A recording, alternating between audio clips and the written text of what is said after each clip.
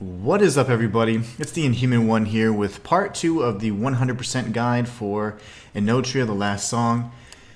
Due to the current state of the game, I have combined my challenge run, which is a maskless run, alongside a 100% run that is live. And it's mostly just to make sure that I consolidate all the runs because I've had to restart 2 times due to game-breaking bugs. So what I consider a 100% guide is probably going to get us about 99% of the things. There's some NPCs that you simply cannot complete their quest lines. There's chests that you just simply cannot loot. And there's things of that nature that I find a little bit disconcerting, but unfortunately we do need to move forward so that we can get everything possible and be able to walk newer players through this game. So I will be kind of moving along at a pretty quick pace, but showing you guys exactly how to, to get everything in each area. We're going to be covering Falesia Magna in this area, which is the second area of the game. This is a pretty vast area, so we have lots to cover.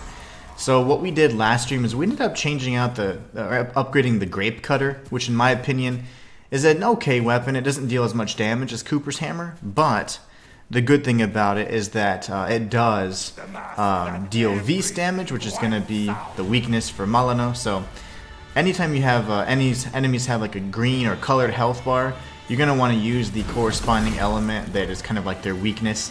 So in that case, we'll be using Vs with the grape cutter this go around. This boss will most likely prove to be a bit of a pain, just because he's pretty relentless and he's got tons of health.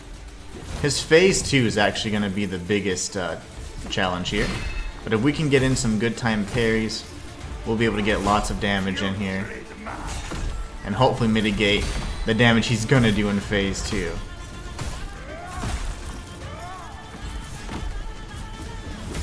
And don't get greedy like I do there. Try and conserve your heals as best you can anyways.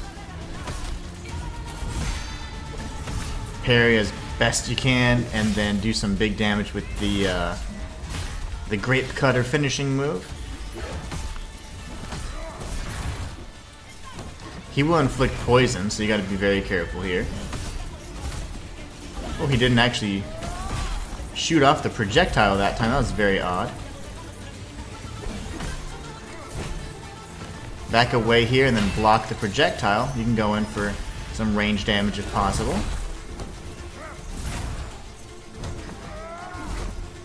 We're going to go ahead and heal again just to be safe. Try and get the parries in.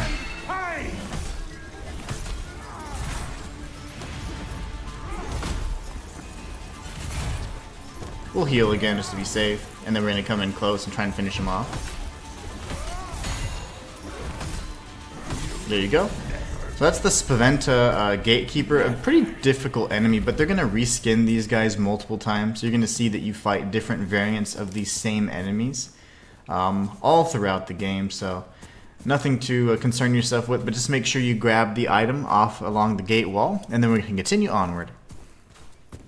We will rest because we did take some pretty good damage there. And we used a lot of our Ammonia Amber. So let's go ahead and rest. And see if we can level up. We should be able to bump up something, whether it be our Bruiser or Assassin. So let's take a look here. I'm going to start going with some Assassin just to make sure we keep these within the same, maybe 5 to 7 points at any given time. So we'll bump this up to 35 or 40, and then we'll get Bruiser up to 45, and then just keep going, taking turns, if you will. Alright, so we're going to head this way now. We're going to be sprinting through, getting some loot. Don't just rush through this little cavern here. This enemy will come towards you. The blue enemies, like I said, are incredibly aggressive.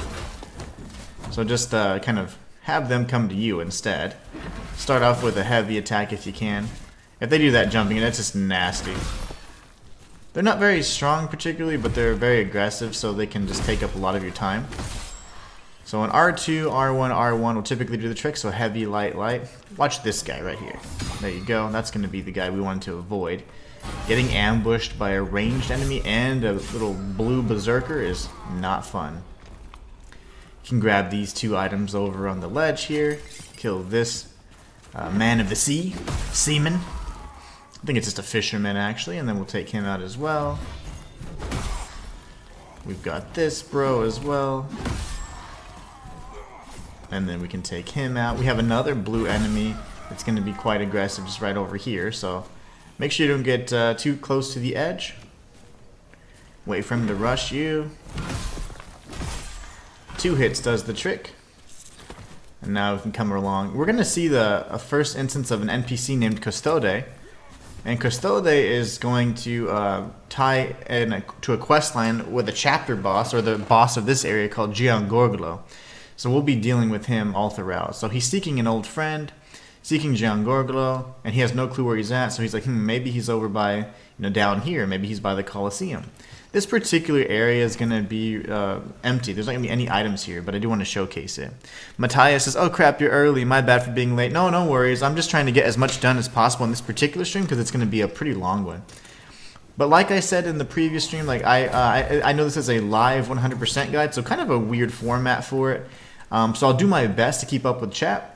But you guys are awesome. I just want to say thank you so much for supporting. We will do everything we can to complete Falesia Magna in this particular episode, and then we'll be covering off with Latumnia. Latumnia is like the most broken of all the areas in terms of side quests and things like that. If you get in a weird, so say for example he continues to break your rhythm, you can hit him from afar like this, or you can parry whenever he starts striking, and that'll go ahead and upset that rhythm of his, and you can then actually attack him for once. There's going to be a handful of enemies over here. We got a fisherman. Ruth Sim, thank you for following. Ooh, poorly timed parry there. There you go. We are a little rusty. We haven't played since yesterday. I didn't do any warm-up. I refuse to continue start another file. I can't stomach it anymore. You can do a running, jumping attack for this enemy, and it'll finish him off in one hit. And then we can grab these 3 items strewn about. We're going to be heading down towards the shore. And that's a really fun area. There's lots of little crab enemies. You're on a nice sandy beach. It looks really cool. So we'll be going there next. But yeah, we're going to make our way over here and drop down some scaffolding. But we've got a few floors to cover first. I'm going to go ahead and top off my heals just because it can get a little rough. So when you drop down, there's going to be enemies on either side of you. Go for this guy first. He's the ranged enemy. And then you can do your standard combat here. Remember, these guys are pretty quick, and they can stagger you pretty easily as well. So we can stagger him as well with a line. Mask line will do the trick. There you go. Kind of some turn-based combat, reminiscent of the earlier Souls games for sure. Don't forget to grab that loot. He'll hit you no matter what. So if you're dropping or doing whatever, he's just got like masterful timing. So don't you worry about that. Now from here, I shouldn't really be using all these heals. We have a kind of a tougher encounter up ahead, but we'll be fine. So from here, you just drop off to the side. Drop off once again. You can grab this item. And then we have 2 fisherman enemies. Matthias says, hey, Inhuman, I didn't have any issues with the last boss of the area, Latumnia. However, even though I did all the prerequisites to get the secret ending for some reason or another. Okay, and then the chat didn't finish up. I hate when it does that.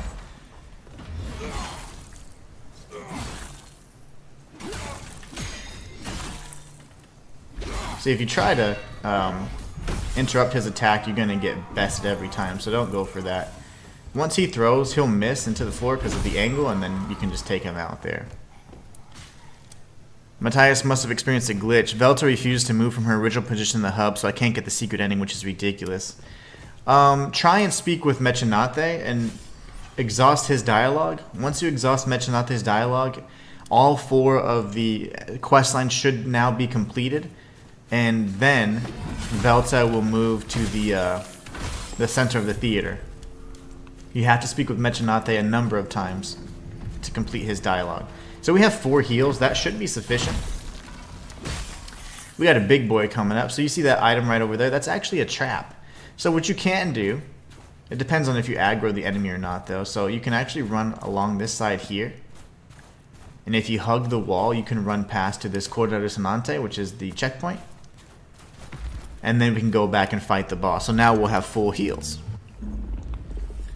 So Matthias, for that particular sequence to occur, you make sure that you've completed Maya, Velta, and Lito's questline, and then you defeat Pantalone and Balanzone, speak with Mecenate, and after you've spoken with Mecenate multiple times and completed his questline, then Velta will appear in the middle. Alright, so these guys should hopefully keep themselves busy. We're going to be facing off with the big version of them. There you go. Gran Paguro. There's a big old crab here. And this one, he can be parried, but again, he's going to be pretty difficult just because he's got lots of health. That attack in particular needs to be lined up pretty perfectly in order to parry it, so I just dodge to the left instead.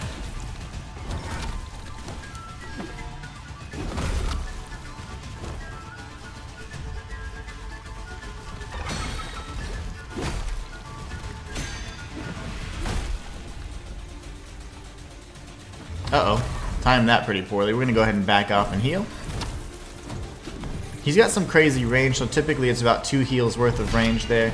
Or you can just run back, retreat a safe distance. And don't get greedy. Try and time your parries and your attacks in between his strikes. He can string them together pretty well, though, so it can be quite annoying. This enemy in particular has tons of health. So it's going to take a good unraveling or two to knock him out, take him out of commission.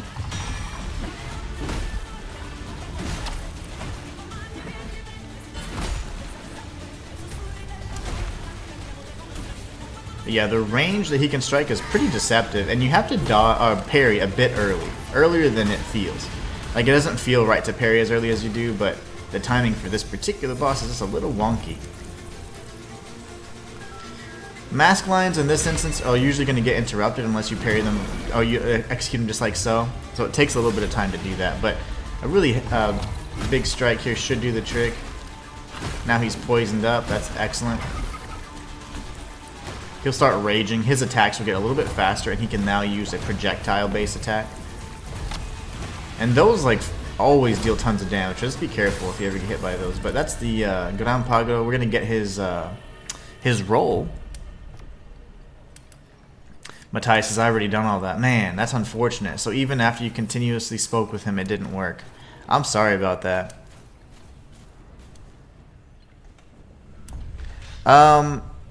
No, if you beat the game, it'll automatically start a new game plus cycle, to my knowledge. So I would not suggest beating the game unless you want to like save scum it. So what we want to do is we want to grab the blue item up here.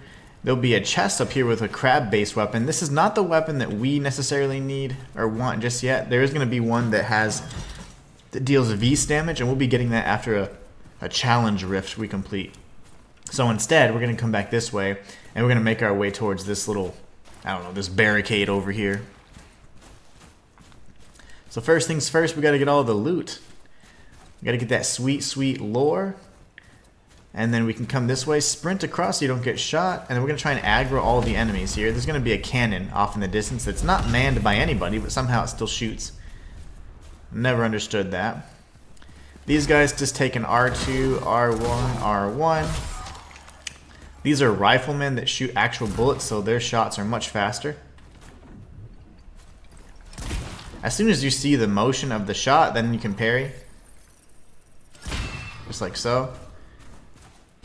We want to grab the item over to the left of this guy, and then we're going to head back towards the cannon so we can be safe from its fire.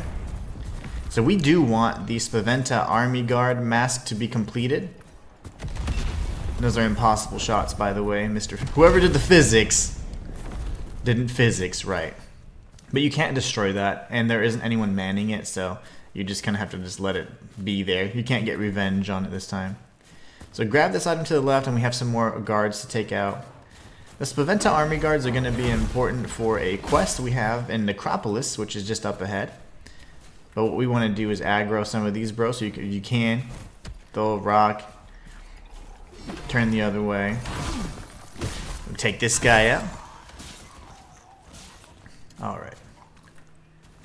Just do a running attack for this bro, and then we have another variant of the, this is kind of like the Spaventa guard enemy, but a lesser variant of it, and he uses Gratia, which is terrible. Gratia does force you to, allows you to heal, but also it can make you explode, which, you know, isn't one of my favorite effects in the game, because it does knock you back.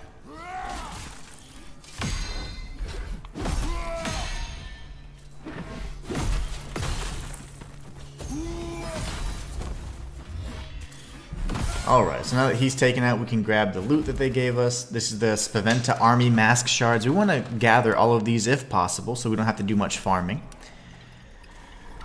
And the items and the Mask Shards can spawn in kind of late. That's why I'm kind of hanging out a bit, so just be on the lookout for those. Matthias is Inhuman. I don't know if you'd remember, but do you recall any chests being glitched so you can't even retrieve the loot out of them? There's one on the right side at the end of a walkway. Yeah, the chest that I know of is before the third fight. The third instance of fighting Moretta. After the long walkway with the javelin wielding giant, there's a chest that you cannot loot. Alright, so we're going to go ahead and activate this. Just keep in mind you got to stay super aggressive here. There's going to be 2 enemies in a very small arena, so make sure you stay aggressive and then spam your heals.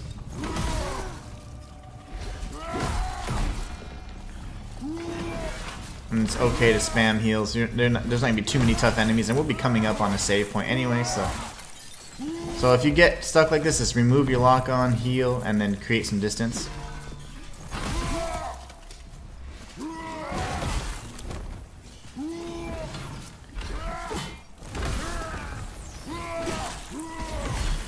Again, just build up your stamina, heal, and then do an R2 just so you can sweep and attack both at the same time if possible. Alright, then he should be dead as well. That clears up this area, and there's not any loot, but you do create a walkway here, so now we can get the item that we were talking about. So we're going to loot the rest of these chests here. The Flawed Myolika. The Great Blade of the Drowned, that's going to be our replacement sword that does Vs damage, but it's a colossal great sword, so it's going to have a moveset that I'm much more familiar with and deal the damage equivalent to a colossal greatsword, because we're just using a regular greatsword. Those don't deal nearly as much damage, especially when you do the unraveling or finishing attacks, so we'll be increasing or upgrading the Blade of the Drowned here before long. But here we get a taste of our first enemy type. It's called a Sunken Colossus. These guys are pretty cool looking. I like the design. They're not really as scary as they look though, so if you just rush them and go for the legs, they'll pick up rocks, but if you do a running R2, or an R2 in general, it should usually, and if you connect, it'll interrupt that attack. So you can stagger them more often than that. You can actually parry some of their attacks as well. These guys are incredibly susceptible to poison, so you can do your R2 attacks here to build up a bunch of unraveling. They usually do 2 strikes at a time with their hands, and the rest will be, you know, clap, giant, like super, like sonic boom clap moves and things like that, and I completely forgot how to play the game. There you go, he's dead. But yeah, you can unravel these guys as well and do a finishing attack. It's pretty nice. But here we got a Colossal Mask Shard.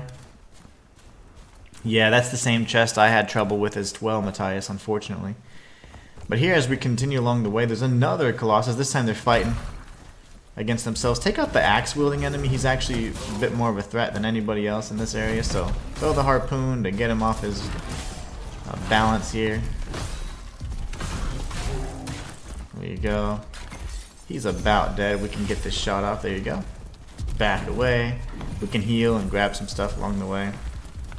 And then we're going to go in for this, some big damage here. If he picks up the rock, just remember you can use an R2 with a Colossal Greatsword anyways to interrupt the attack. So and they don't deal tons of damage. So there's the rock. I'll showcase it for you guys. Running R2 or a regular R2 will do the trick. Now he's unraveled. We can go ahead and defeat him. Excellent. Alright, good. So we've grabbed the loot that was available for us to take off his hands there, and then we've got a handful of ambushes here with some crab enemies. So there's going to be a handful of enemies that just pop up as we try and loot. And it's kind of unavoidable, as you can tell, like the assets kind of pop in beforehand, so it's just something you have to deal with. Another one here, yep. Keep grabbing all the sweet, sweet loot. Don't forget the lore. And then we have more loot over here. Another ambush. And then we can open up this chest for the miracle pesto. We already grabbed this item on this side, so now we can go over here, grab this. And this is just a freebie. I thought there was going to be an ambush or something, but nothing of the sort. So just take him out. Call it a day. So here at this necropolis area, you're going to see that we'll defeat this guy first, actually. If you have a gratia based weapon, that would be ideal to take care of this guy because he's factual. So we'll be upgrading a gratia weapon for later on in the journey. But for now, we're going to just loot everything we have here, and this is where we can start the crab venture quest. If you have this mask here, I'll show you what it is. It's going to be the Spaventa soldier, I believe. This mask right here. So we need 100 shards. We only have 40. Once you obtain all 100 shards, you can form this mask and you return to this area. We'll do that all in due time. There'll be some grinding at some point. That way we can go ahead and obtain everything we need. But for now, we're going to move onward. So Crabbert and his little quest will continue. It's to be continued. There'll be a cleanup stream as well that we do, but for now, the key is just knowing the location, which is this necropolis save point here, and the fact that you need that army mask. And all you do is you approach the pile of crabs where I was just at, where we obtained the crab venture, and that's where you know everything begins. Everything was frozen. I don't know why. Okay, that was odd. Okay, so now we've topped off our health. We can go this way. There's going to be an archer and a standard kind of melee skeleton enemy. If you have the gratia based weapons, those would be ideal. But for now, we're going to loot this chest. We can still do tons of damage with the weapon we have, so it's not a problem. But it's just something to consider, like in terms of optimizing. Gratia would be the biggest counter for these particular enemies. So run past, grab the loot, and this guy's going to be your biggest concern, actually. He can upset the whole rhythm and interrupt your fight with the big guy.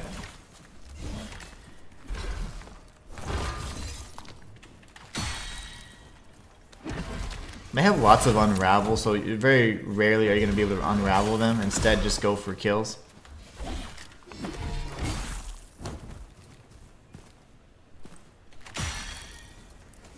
Do an R2, scratch my face, R1, R1, Bob's your uncle. Alright, so that's that one done. We're going to keep circling around all of these areas, so there's going to be an upper area we're going to go to as well, but just so you know, we'll be working our way up to, and around, I should say. So you want to go up this next.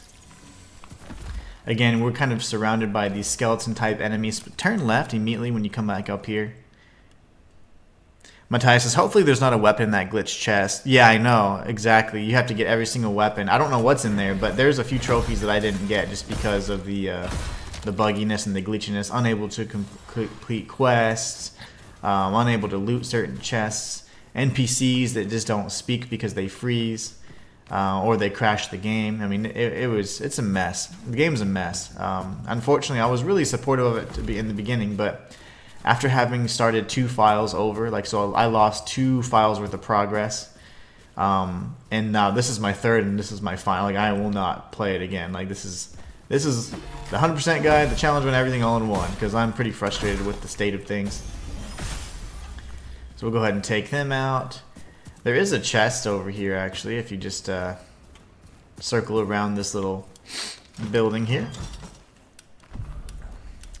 Martello X, thank you so much for subscribing. I appreciate that. Hope you're enjoying the live 100% guide. Now we're going to beat up this little crab. He's actually pretty powerful. He's got lots of health, so. But the good thing is he doesn't have tons of unravel. So you can use an ardor stomp, stun him, and then take him out. But yeah, a little strong version or variant of the crab for some reason. They did that in the demo quite a bit too, where they kind of beefed up random enemies for no apparent reason at all. But hey, it's fine.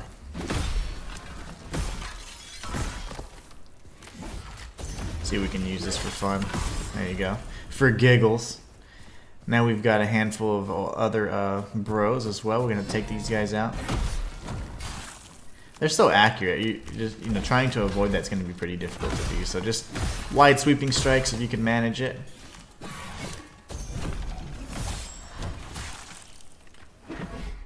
There you go. We took out those two bros as well.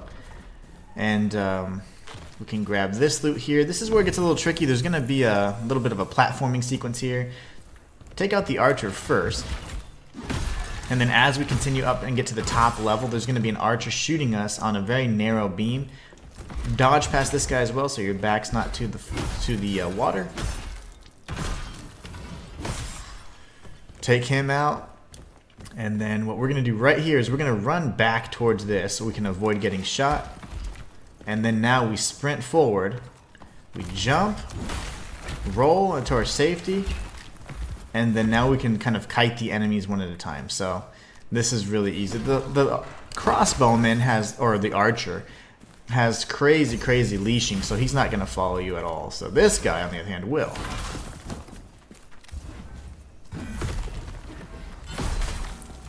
He's got really good like stagger defense as well, so just be careful. He'll run back if he does it quite often, so just be prepared for an extended bout. A swing and a miss. We just grazed him there. Alright, so now we can take out the archer.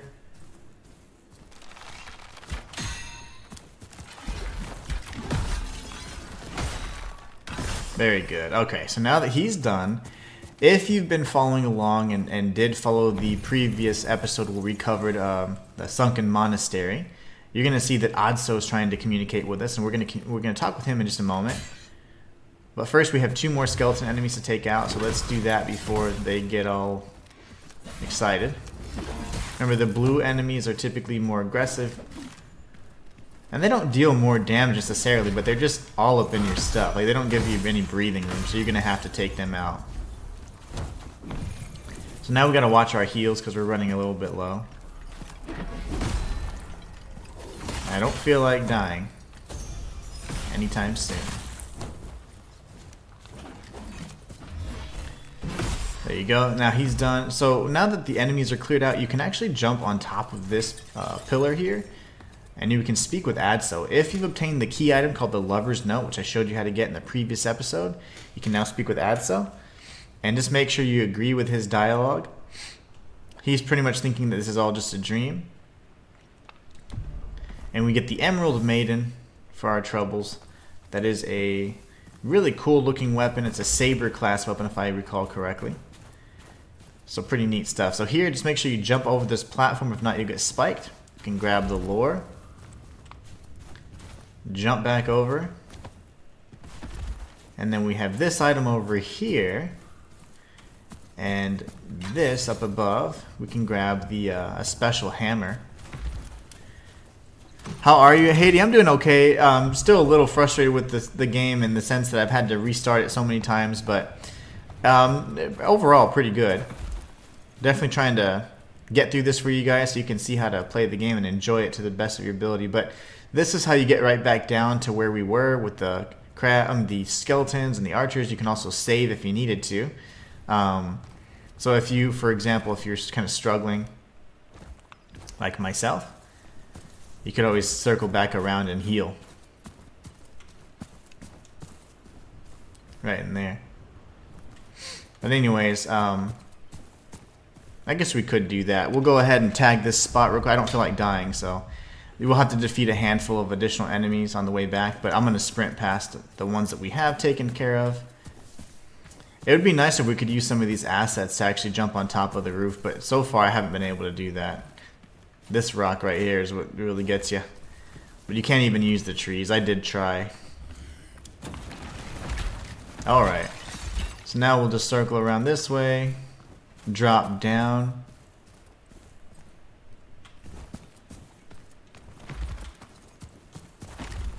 Get get the iframes like a boss, and then we're going to circle around here. Remember, we do have an archer class enemy, and then we have a melee enemy that's going to try and knock us off, so we're just going to go here, dodge. This is where the archer is, so just avoid getting shot the single time. And then we'll just take out the archer and the axeman if we really want to. Typically they won't follow us, but we'll see. We'll see. If he follows us, then we're in trouble, but if not... Go back. Okay, no, he's going. Go. Decide what you want to do, big guy. Decide. Yeah, good choice, punk. Alright, so we're going to take this guy out, and then we have an archer to our left.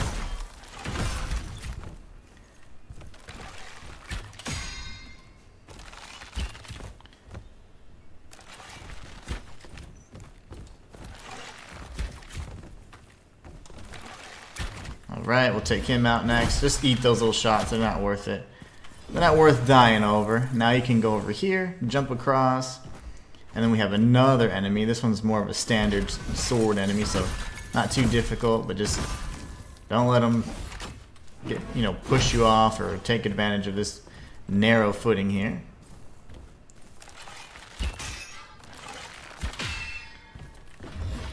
They can usually shoot in like three shot bursts, so just be mindful of that if you're unable to kind of get an attack in. So drop down off this ledge here, and then we're going to continue working our way down. So there is an enemy over here. He'll usually just kill himself, so that's fine. We'll circle around this way, jump over this. If you just walk, you will die. And then now we're in kind of another safe zone. We've reached like the furthest part of this particular area. There's going to be a boss fight here that we can trigger. And then we also have some lore and a few other things just to the right of us, so we'll be checking that out as well. So remember that Malino, which is what this poison is in this game, is going to be strong against enemies that use Gratia. Gratia is a bit of a pain because of the explosions it can cause. It can deal tons of damage. But as long as you're healing or leveling along with me and kind of doing the health upgrades, which is going to be Bruiser, and then damage upgrades, which is going to be Assassin, you're going to be able to deal with a lot of these threats. So we want to get this up to 40 and this up to 45. So let's just aggressively level up here and see if there's anything we can do to upgrade our weapon. So we can go to upgrade by or organize and sort by the highest level, and then see what we got. So yeah, we have what we need. We just need a little bit of cash. Let's see if we have any Memoria on us that we can consume. Shard of a dear memory. That should do the trick, right? There, now we have it to +7. And it looks like we don't have sufficient Ephestite blocks, but we'll be getting those really soon, so don't worry. So now that we're here, we can cross this bridge, and then we'll be facing off with this enemy here. Matthias says, also, I'm glad you're doing a 100% walkthrough because I'm somehow missing a world lore somewhere, and I don't know how because I'm pretty thorough. I even got the lore on the other side of those water. Oh yeah, those little, the water wheels. I got that one too last night, but I don't know, man. I think that some of it's kind of broken as well. There's one that I missed that I was just completely shocked. I was like, how is this? Like, the whole area is like 2 minutes long, and I'm missing a lore there. I'm like, how does that work? So as you can see, the damage we're dealing just massive. If he starts spinning, then that's actually one of the better attacks he can do. Other than that, he's going to fight much like the Spaventa guard, so.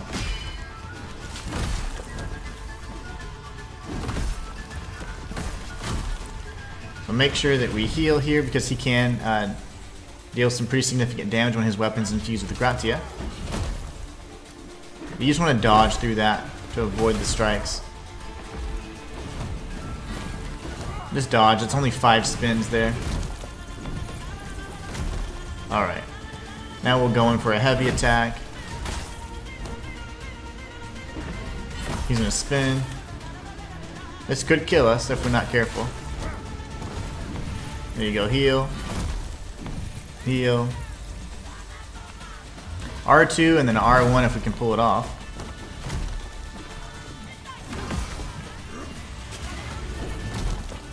Use our range attacks to be safe, and then an R1 and he'll run into it and die. So the poison did the trick for us. So now we've killed the Breach Defender. We get the Breach Defender's roll and some upgrade materials, Gratia stones, and things of the like, so we are in good shape there. Now from this side, now that we've explored this entire side, what we can do is we can head over to the Coastal Horrors, Cora Resonante, which is the area where we fought the crab. So we'll be facing off with the crab. I mean, I'm sorry, going to this area and going inside the temple where the crab was guarding. But what we can do is, now that we got some sufficient memoria, we can level up even further. Remember, we still need a handful of blocks to max out our Colossal Greaser, but we're well on our way there, so looking really good. We'll get those up to 40, and then Bruiser up to 45, and then we'll just keep kind of taking turns with those, upgrading to the max. We have a handful of the fishermen up here just being jerks. They're going to be throwing their spears, so this is a good opportunity to practice. They do have poison-infused spears this time, which is a unique thing for no reason at all. So you can go ahead and unravel them with a well-timed parry and then take them out. This is a good opportunity to practice parrying projectiles as well. And also it just makes you look cool.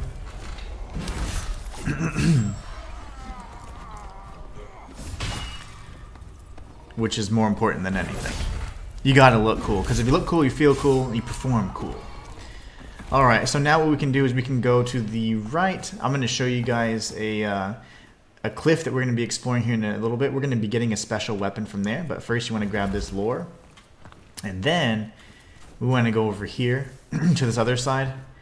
That way I can show you the second meeting place where we speak with Custode. Custode is the NPC looking for Giangorgolo, but there's the item over there, and on that cliff we're going to be meeting with Custode for the second time. GG, says Matthias. Thank you so much. Alright. But yeah, I mean, considering if the game doesn't break, then we can get a good 99... Oh, we can get just about everything. But there's just things that this game just happens to just not do well, like NPC conversations and things like that, and sometimes you can't loot. I mean, so there's going to be things that we just may or may not be able to prevent. That's why it's a 100% guide, because we know where everything's at, but it's 99% because the execution of it and actually the game not breaking, that's really up for the only question that the only uncertainty that I can't control, I should say. But anyways, now what we're going to do is we're going to head this way. Don't tag that reality glyph just yet, and note that ladder. It's going to be a shortcut. We're going to be working our way in all around this area, but first we're going to go ahead and speak with Custode.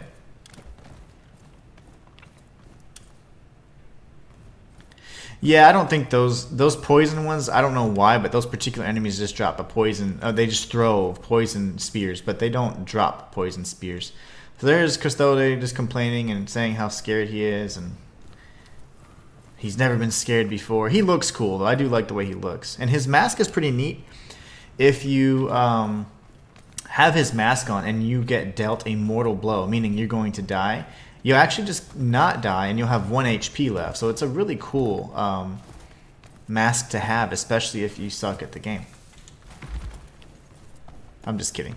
But I think it's cool. I've never used it before, but I saw the description and I was like, that's awesome. Alright, so we're going to use the reality glyph. There's no reason not to. Normally you want to kind of scour the area beforehand, but very rarely are there secrets that are in place that, aside from that first one where we got this Colossal Greaser, that aren't present if you tag the reality glyph. So you can drop down here, and this will be one of like 3 shortcuts to this area that serve absolutely no purpose whatsoever. We're going to kill Crabbert. I'm just kidding. Crabbert's actually, he's going to stick along with us. He's in for the long ride.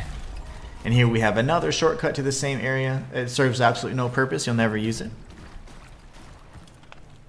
You'll look at it and you'll be like, that all connects. Okay. And you never do it. You'll never do anything more with that information. Dodge if you can for the Gratia bombs. This is one of those guys that does a Ocarina of Time bombs. So down to the left you can see there's some lore. We'll be grabbing that in due time. Just keep your panties on. And then we're going to go up here. And there's 2 enemies to take out. I like taking out the Pied Piper guy first. I don't know what he does. He's never done anything with that. I just am afraid because it sounds cool. It sounds dangerous, you know? But anyways, we took those 2 enemies out. We're going to go up the ladder.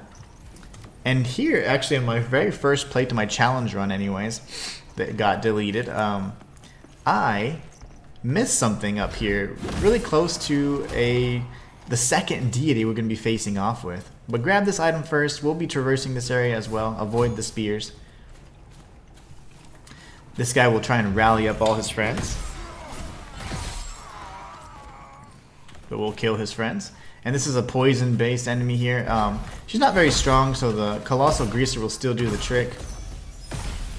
But if you do have a Gratia-based weapon, which we'll be using one here before long, we have one in mind.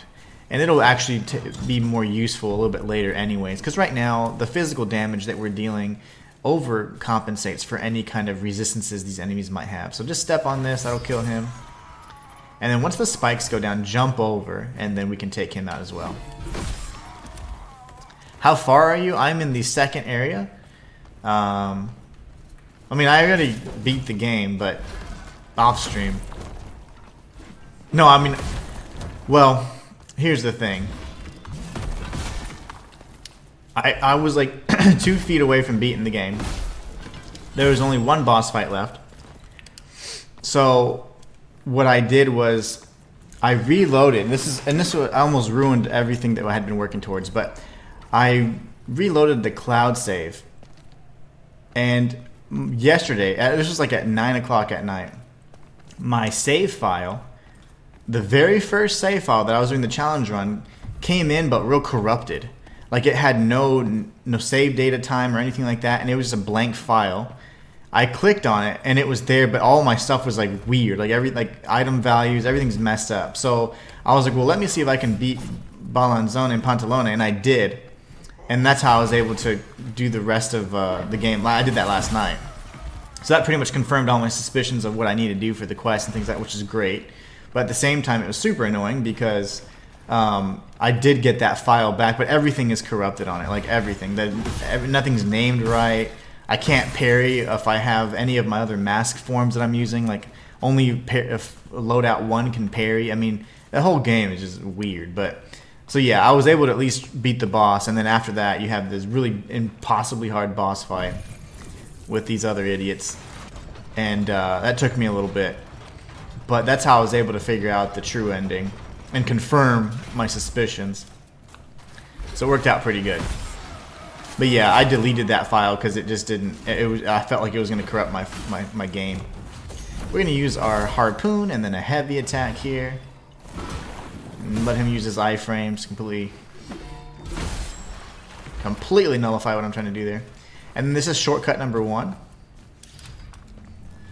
Yeah, so this is the second area. Technically, I've beaten the game, but I deleted that file. That was the first file that I was doing the challenge run on. The whole file just was broken. So weird stuff, man. Weird stuff. We can loot this over here, and then we're going to be making our way back up. So we're going to go up the elevator.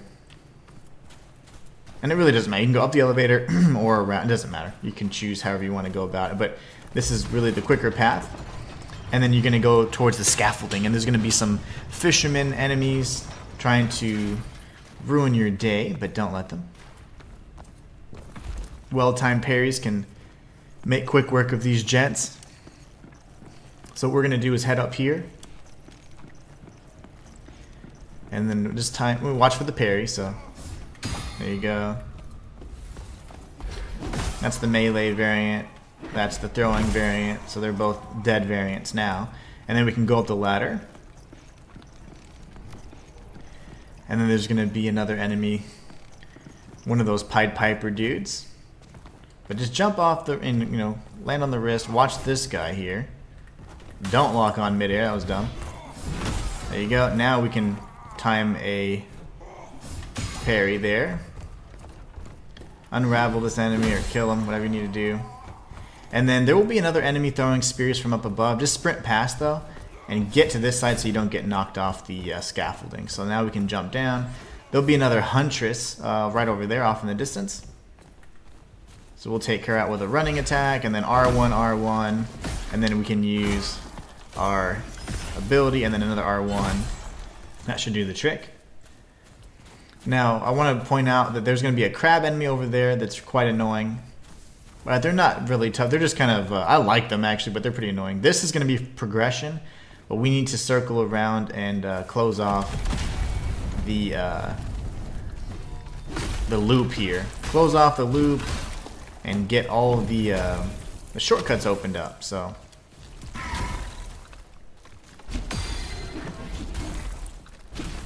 Alright, he's not done attacking, that's fine. Let him express himself, this is fine. There you go, he's dead. So now that he's dead, we've got a brand new enemy entry acquired. We can circle around here, right past this little brazier, and there's going to be the ladder leading to the save point. So now we've kind of come full circle.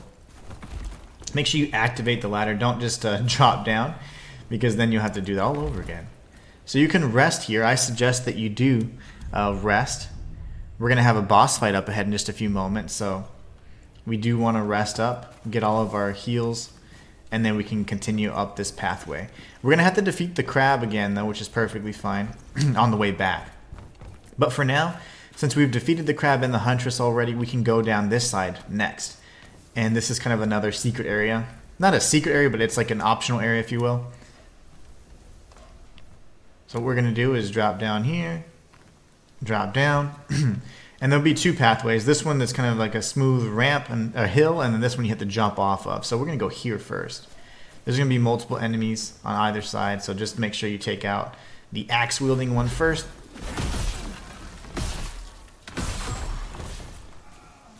He's more of a jerk.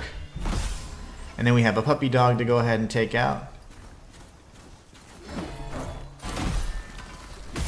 And then this enemy has this giant horn. We actually are going to get that. And that's what this is right here, the abandoned bell. We pick up our very own version of that. So we've got the abandoned bell weapon now.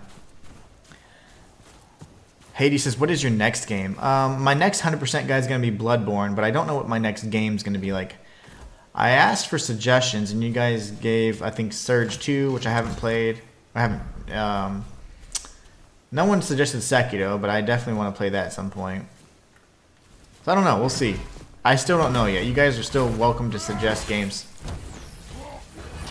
That goes through walls, so just be careful. That's super annoying. Heavy attack, light attack, light attack. He's got poise for days, so don't mind him. And then he's going to spin around. Try and block it if you can. We'll use our mask line here. There you go. He's finally dead. Oh, he's not dead. Okay, he changed his mind.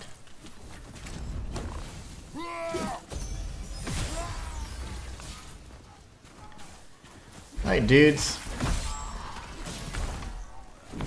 Alright, don't forget to loot that chest, though, the one that was right down that I grabbed earlier, because it's really easy to miss. So there's nothing on this side, just death. But there is another axe bro you can say hi to. R2, R1, R1.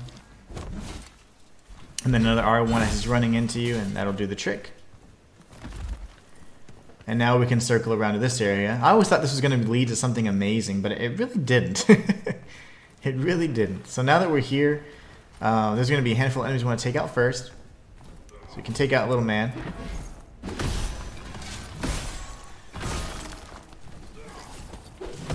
Once he's done with his overhand strike, we can counter.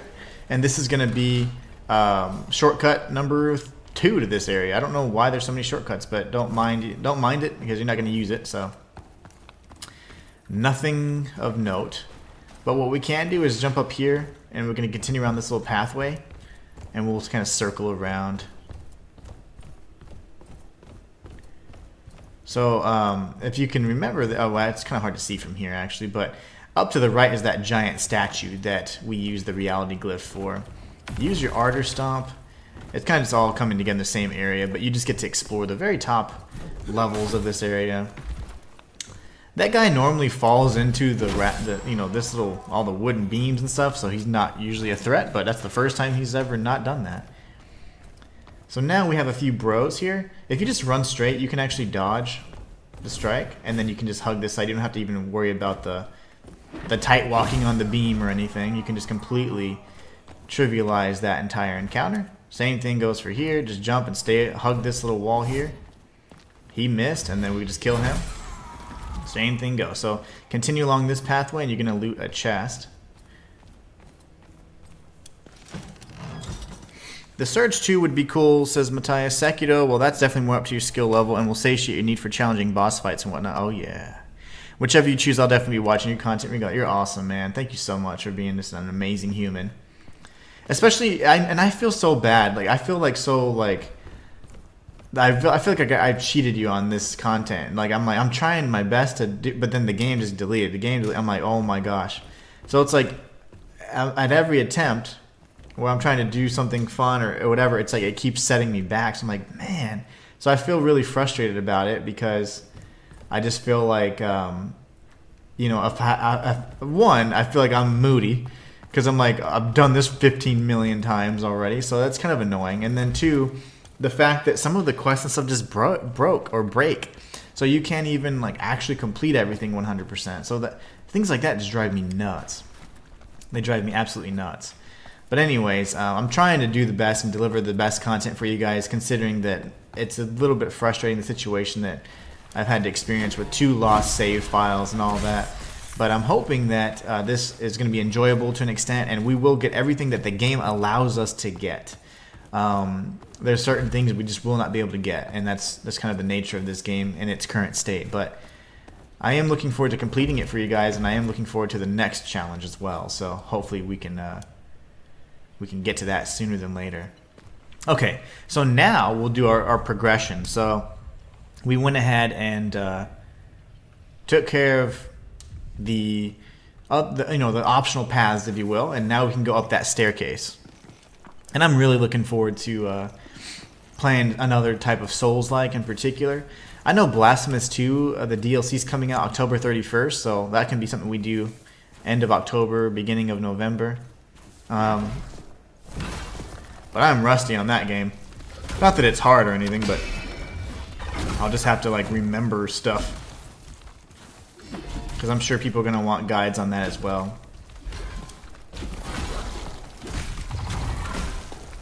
No! Die, little crab guy. Okay. There you go. They often drop good upgrade materials, so I do like fighting those bros. Alright, so from here, we're going to have a boss fight right there, but instead of actually going straight towards the boss, instead, we can do some parkour. Hades says, you're doing fine. Well, I appreciate it. I don't feel like it, but thank you. Thank you, thank you. That's what I'm saying. You guys are too kind. Alright, so we're going to go this way. And then with the jumps, they're all perfectly like spaced out, so you don't really have much to think about. You don't have to like hold back on the stick. Just hold forward the full time and hold X. So, like the full length and distance of the jump is what you need to do that there. Matthias says, you feel bad? I feel bad for you, all the misfortune you've endured during this game. Very unfortunate. I agree, man. Well, thank you again for being understanding. Silent Hill 2. Silent Hill 2 does seem like a fun game. And considering it's October, scary games would be fun. So Bloodborne, Silent Hill 2. There's a lot of fun stuff we could do. So this enemy can be pretty difficult if you don't have a Molyneux-based weapon. And also his attack pattern is very, very everywhere. So you want to inflict that poison pretty hardcore. And attack only whenever you see it at a huge opening. Otherwise, don't go for parries. The strikes are just way too much. So running attacks. Inflict that poison any chance you get. As you can see, the poison just completely eats this dude's health bar up. So manage your stamina. Wait for him to come to you. And then you can do your kind of counter strikes, if you will.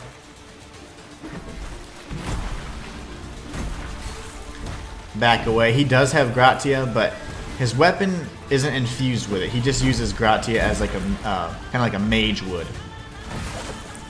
So he should die here soon. There you go. And the poison did all the work for us. So again, we're gonna just trivialize most of these boss fights as best we can. So this isn't open, not yet anyway. So we're gonna be circling around. You can go up here. It's kind of odd because these shortcuts will never be used. So initially I was really impressed with some of the level design in the earlier levels, but as the game progresses, the level design gets progressively worse. You're gonna see like really strange shortcuts that are just not practical. Areas that circle around in like the strangest of ways. Like you'll arrive at the end of one area, and then you like, it only took you a few moments to get to there from the beginning of a particular area, but then you're blocked off. So it's like that serves no purpose. So there's a lot of weird choices they made there. But anyways, this is one such weird choice. But fortunately, we can go ahead and we can heal, and then we can level up, and then we'll be able to also see about upgrading our materials. I don't think we have any more Festite blocks, but we should be alright. Let's take a look and see. I'm probably pretty broke right now anyways. Yeah, we're only one block away from getting everything we need, so pretty solid. Matthias is also Inhuman. Would you happen to know if the big glass blower giants have more than one lore drop? I swear I've killed them tons and tons of times, especially to get their mass, and I can't get any more lore drop. I don't know about that actually. The compendium was really hard for me to understand. It wasn't very intuitive to me, honestly. Other than the fact that some of the ones that are associated with quests would say, and then the story ends with, you know, like that was very clear. But other than that, I think that the compendium being a pseudo quest log was done pretty poorly, and it made it very confusing for me to follow along. It wasn't intuitive at all. So anyway, so but yeah, so I had a really tough time with it. So aside from killing enemies multiple times, like for example, if you encounter an enemy, you may need to kill that particular enemy 20, 50 times, or even 100 times to get all of their lore entries. That would be a farming-based kind of a completion that we will not be doing. We will be, however, completing all the side quests, which do require a bit of farming, so we will do that at some point. But we need the Spaventa Army Mask, for example, and a few others. So use an Ardor Blast there. Watch for the ranged enemy up above. He usually kills himself like that. We'll kill the melee guy. He almost died. This guy's not paying attention, so we can just come up here behind him. Alright. And we'll kill him. We'll probably die here on this jump, but it's the same thing as last time. Just a full distance jump, so just don't hold back at all. So we died there. Not a big deal. We don't need to go back for the souls, but honestly that is a jump that if you just are holding forward as far as you can, you'll make the jump. It's easy to want to hold back because you think you're going to overshoot the jump, but you won't. Well, we only lost like 3k memoria, so not a big deal. We grabbed the item, which is what we're really heading for, and then now we can go back to that little area, kill the giant, those 3 fishermen, and then be done. There's certain areas as well that we'll definitely need to tag the save points immediately upon arriving, because the elevators just up and disappear, so you'll lose the ability to traverse up and down areas. So if you don't tag the save point or the coda resonante, you're just absolutely stuck. So it's really crazy how many game-breaking things there are in this game. So far I've encountered 3. One for saved data, one for a certain boss fight, and another for an elevator that completely disappears. And without that elevator, you cannot progress forward. So, and this enemy he's never struck me in my now 4 playthroughs. He's a weird one. Mr. Grinch. Alright. Perfect. And he didn't die this time, that's great. There you go. Got the coastal harpoon. And then we can go over here and take out this blue berserker enemy. Just swing like mad. Don't step on that pressure plate, that's a trap. And then we're gonna have an enemy to our right, but we're gonna grab this first though. Grab the nuggets.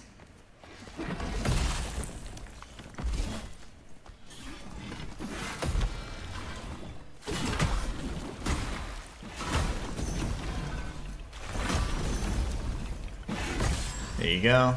If you stay on a different elevation than larger enemies or those powerful enemies, the vertical strikes are the only ones that can hit you, so you completely trivialize some of their attacks, which is always a good thing. We can grab these items here, and we're going to work our way up. Yeah, I wish the enemy compendium had a picture of the enemy too. It just has the name. It's like, okay, there's like 50 million names here. How am I supposed to know which one's which, right? Again, another really weird choice from these guys. Just stay away. Don't keep your back away from the ledge more than anything. Alright, that should be... Huntress is down now. Oh, no, he did... Of course he dropped something. He dropped his little shard, I guess. Anyway, so we're going to grab the loot up there. No worries.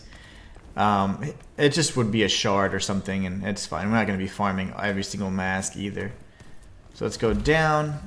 We can take out this guy, get revenge from the enemy that was throwing spears at us from a mile away. And then we have a tough fight here. It's an enemy that's going to give us a guaranteed drop. So this guy right here, you're going to want to focus on getting your parries down though, because straight damage just simply will not do the trick. Not quickly enough anyways. So get your parries down. This is a hammer-based enemy you're going to be facing off with quite a bit actually.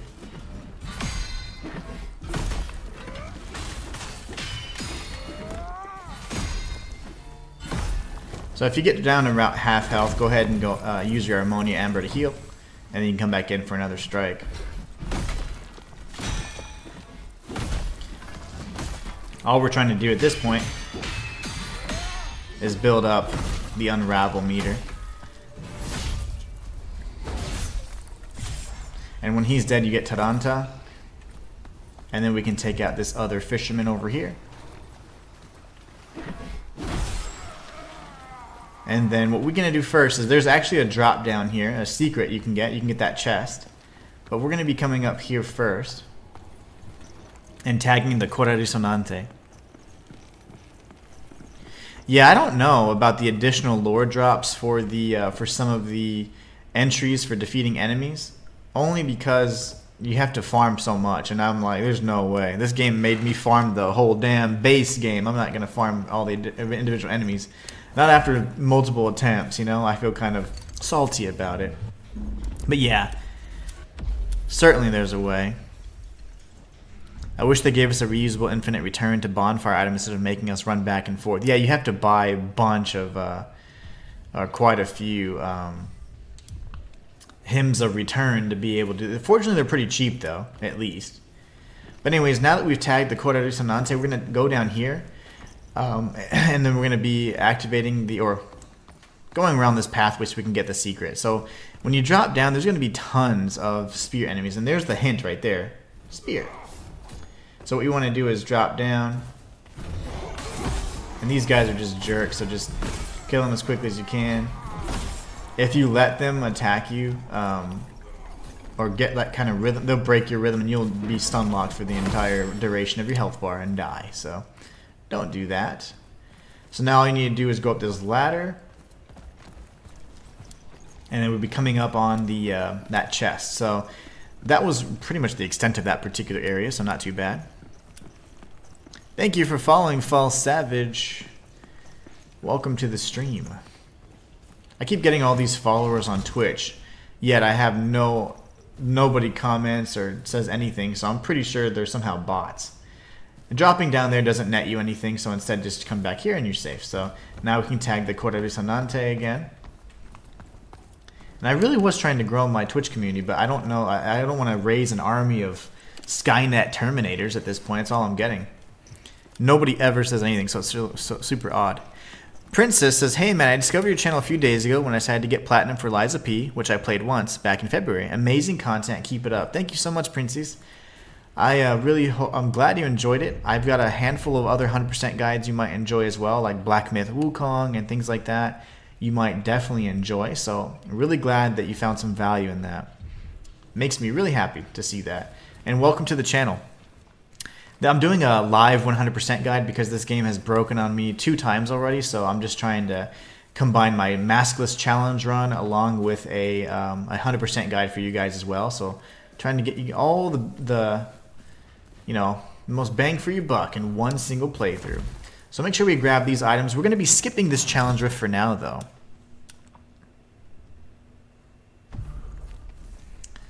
Akame name dropping other channels. Not a big fan of that.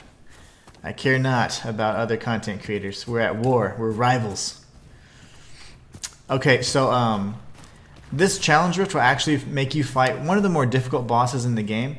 But we're not going to face off with her just yet. There is a tried and true method to beat her, but we're going to do that when we're more, we have better leveling, we're more equipped, and then there's lots of pairing that's going to be done. But I'm going to show you guys how to best deal with Velta.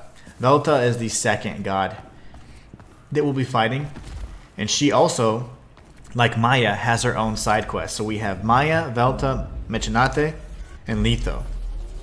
You'll be completing Maya, Velta, Litho, and then Mecenate's quest in that particular order. So, good stuff indeed. Let's see if we have enough to level up our weapon again. I think we got another block, right? No, we're still one Ephestite block short. Princess says, I also bought this game last week, but haven't finished it yet. I have only completed up to Falesia due to the poor state of the game. Yeah, they definitely need to cook. They need to go right back in the kitchen with this one. So what we're going to do is head this way. Yeah, the game broke on me twice. I lost my save data on my first challenge run attempt. I lost, the last bosses in the game. They won't trigger phase 2, so the boss room's just empty, so I can't progress any further there. And then NPCs, when they're talking, their quest lines break, or they just refuse to move forward. There's chests that cannot be looted. There's all kinds of stuff like that. So it's like, I'm saying it's a 100% guide because I'm doing 100% of what's actually available, but whether or not the game's going to act up, there's no telling.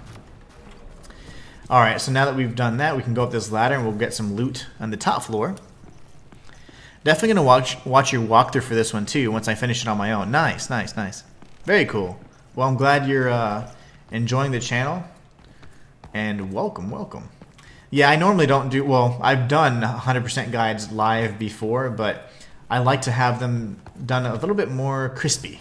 So a lot less, I want the dialogue to be a little cleaner and me telling you exactly where to go and stuff like that. But unfortunately, with the game and the state that it's in, I can't really afford to do another playthrough. Like, that would have been 4 or 5 playthroughs that I just cannot do it on a game that's forced me to restart multiple times. So we're going to be facing off with the Sunken Colossus boss variant here. You want to jump over that little shockwave and keep sprinting as he picks up his rock. Do the heavy R2. That'll interrupt his rock throw there. He's already poisoned. Like I told you, poison does wonders for these guys. R2s are going to interrupt most of his heavy attacks as well. And he does two hit combos for the most part. So one, and then usually a backstab, or back slap, if you will, back fist. He's gonna jump.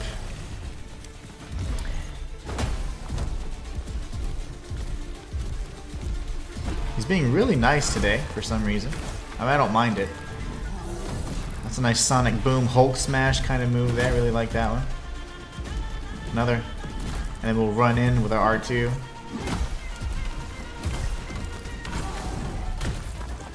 He hit us because I'm greedy, because all I'm trying to do is unravel him and kill him. So once he's unraveled, he's pretty much dead. So now he's taken care of. I had such a hard time with Velta. Finally beat her though. I quit after defeating her. Yeah. She's not so bad if you revisit her. If you fight her right now at that time, yeah, it's pretty tough because she does obviously refill her health and all that. But if you go back after you've completed everything in Falesia Magna, she's super easy. Even with her health, returning or replenishing, it's not a problem at all.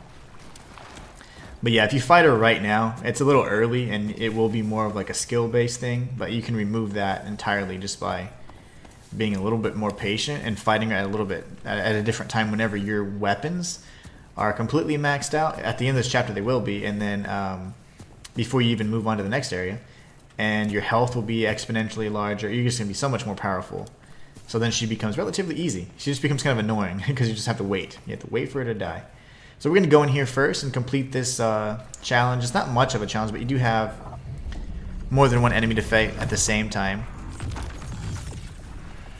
You can parry the rock. You can parry lots of things. I'm going to show you a parry that most people don't know about as well in this chapter, actually.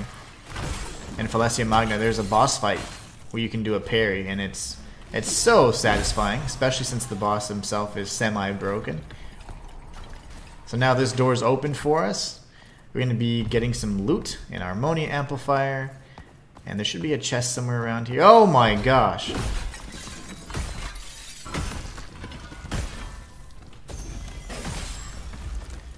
There's the chest, and now we're going to open up the wooden door that we would have come across on the other side.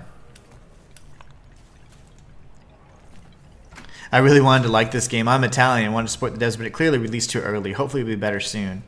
Yeah, I agree. I think that I wish that it would have... I would have been fine with it being delayed for it to be a little bit, you know, better at launch. Like the number of issues it's had, I'm actually quite disappointed. And I'm normally very forgiving and stuff like that, but I've never experienced such issues to be present, especially on console. You know, I just found it really odd. But anyways, it is what it is, right? What can you do? What can we do? Alright, so we're going to go over here, take this guy out next.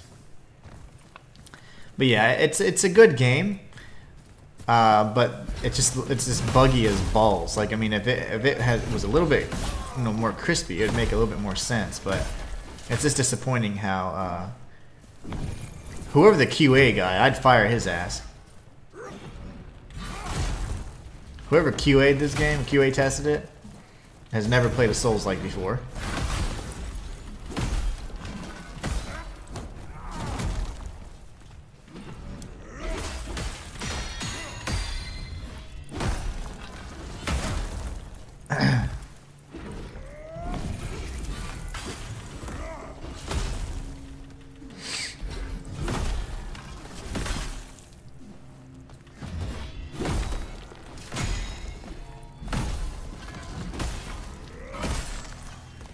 That took forever, but those guys do drop lots of shards at once, so you're likely to craft that mask before you know it.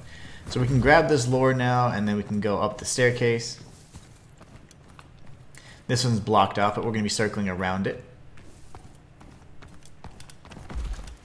You can also parry the rock since it's projectile. You sure can.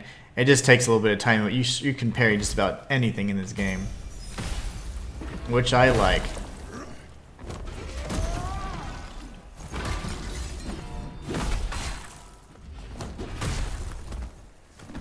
Here's another one, the rock bros. I mean, the hammer bros. We actually get that weapon, which is pretty neat.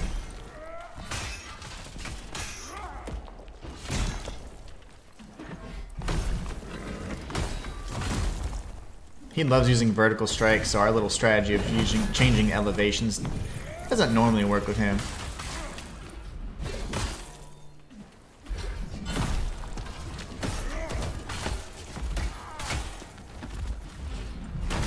So freaking relentless. Am I stuck in the wall? Yeah, I am. Ah.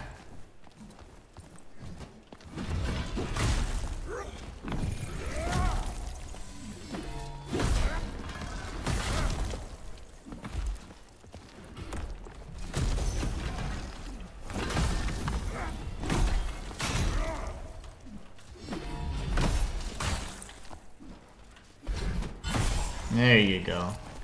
Jeez Louise, man. Okay, so now we've got those enemies taken out. Did he drop something for me? The item drops appear a little bit late as well, so you always want to kind of linger behind and see if there's anything that shows up. But now we've got another huntress to the left. She may or may not see me. She didn't see me. Perfect. So we can go ahead and grab this loot safely. A later launch is better than a rough launch. I agree. I mean, think of it like NASA, right? Like a rough launch, well, the astronauts are dead, you know. But if it's a late launch, you know, that's fine. They get to live another day.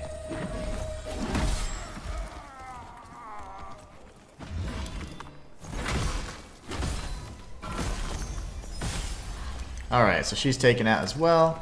And we'll just kind of be working our way back down and around. There's one of those berserker guys. They're just so feisty, but they're not very strong.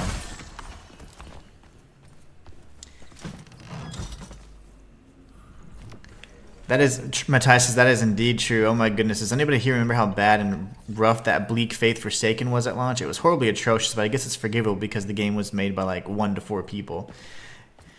Yeah, that's one game that I would like to wait until it's like $10 before I actually play, but I'm hoping that, you know, that game is something that we feature and play, that it's not in such a broken state, like, you know, things are completable and things like that. I hate whenever, like, progression's locked out. It's one of the worst feelings ever. So once the dog jumps, that's when you want to roll, so you can get the iframes. Here we have a ranged enemy up top. So you want to just kind of circle around. Take out all the enemies from afar. This should get us our Spaventa army mask here before long, but just stay back in this area and you should be able to avoid most of the shots from that ranged enemy off in the distance.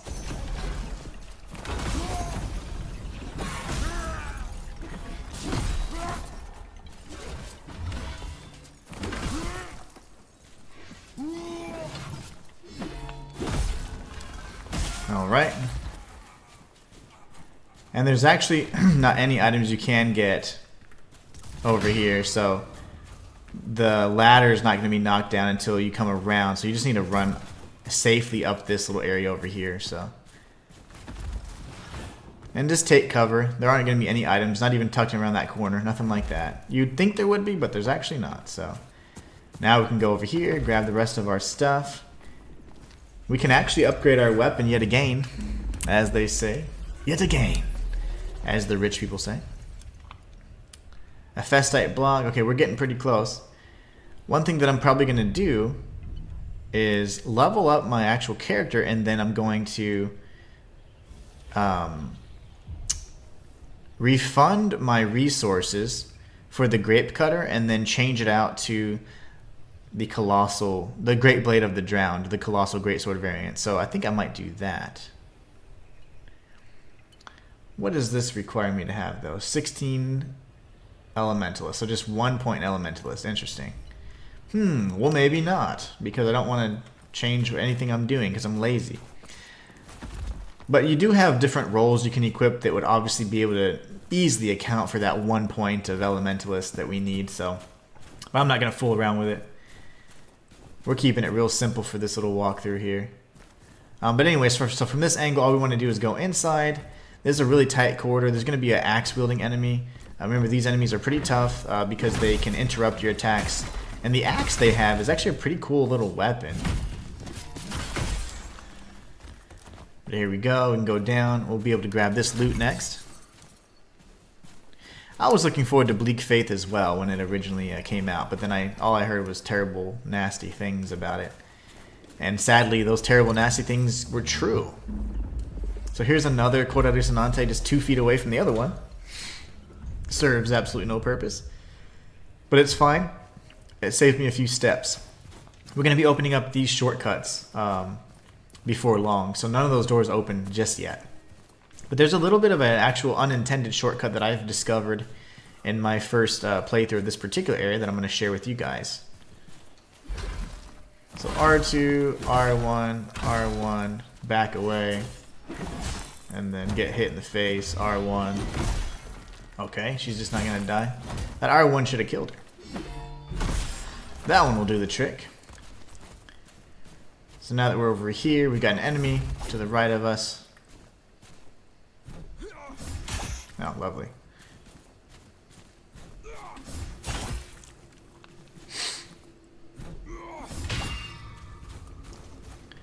Can unravel and then finish off this particular enemy. Alright. And as we work our way around here,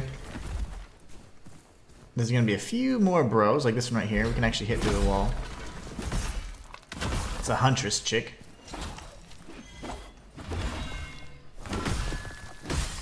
Alright, we can take her out. And she wasn't even guarding anything other than just like this this ladder here, so crazy, I tell you. But we'll go up this way. And I'll be showing you guys kind of the best path. The secondary part is where you have a nice little shortcut. So for now, just focus on your parries. Don't drop down or anything just yet. We got an axe bro right here. He throws Gratia, of course. So we'll do R2, R1, R1.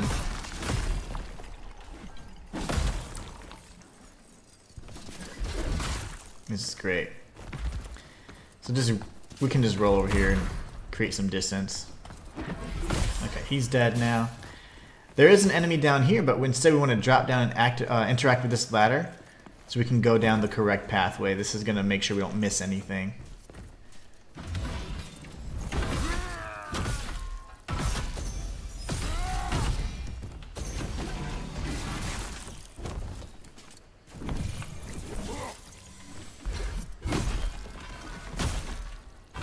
There you go. Now that he's taken out, we're going to circle around and take out this other enemy. There's an enemy just beyond this tree here on the other side. Watch for the cannons because they're going to be shooting the unmanned cannons. You can take this enemy out and then you can drop the ladder. We won't be using that, but just in case you were to fall or something, then that makes some sense. But other than that, you'll never use it. You'll never go back there.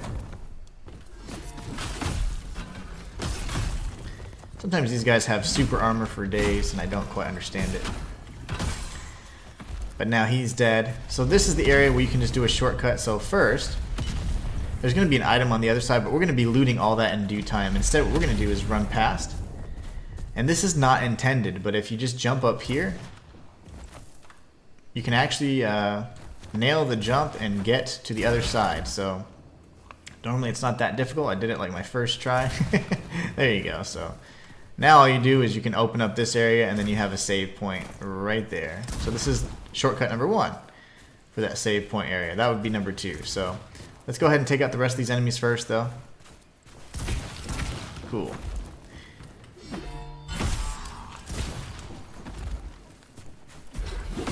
Alright, now that those enemies are taken care of, if you just use the cannon, it'll automatically be destroyed. So you just shoot it and then it just falls apart. So I don't know. We're like Butterfingers or something.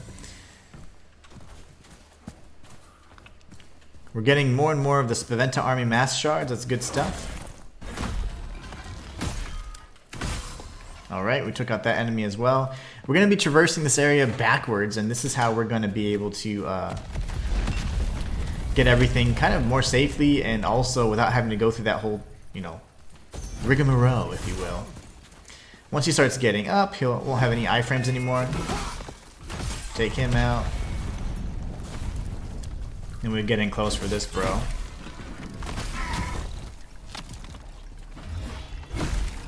Remember, the different elevations is really nice because most of the attacks will miss. We're going to go in here last. Okay, that's forward progression. So right now we're just going to avoid that pathway. And then we're going to be exploring this area kind of backwards, if you will. But you're not missing anything at all. It's just an alternate path. And that little tree, that's definitely an unintended shortcut. But I like it. So normally what I do actually from here is I just go this way. There's a huntress right over here guarding that item. I thought I just healed. Did I not just heal? Let me go ahead and just R1 spam her real quick. Thought I healed, but never mind. Maybe I didn't pull it off. We'll grab the Hephaestite block, and then we're going to be circling around this way. There's another bro over here, a huntress bro. A broette, as they like to be called.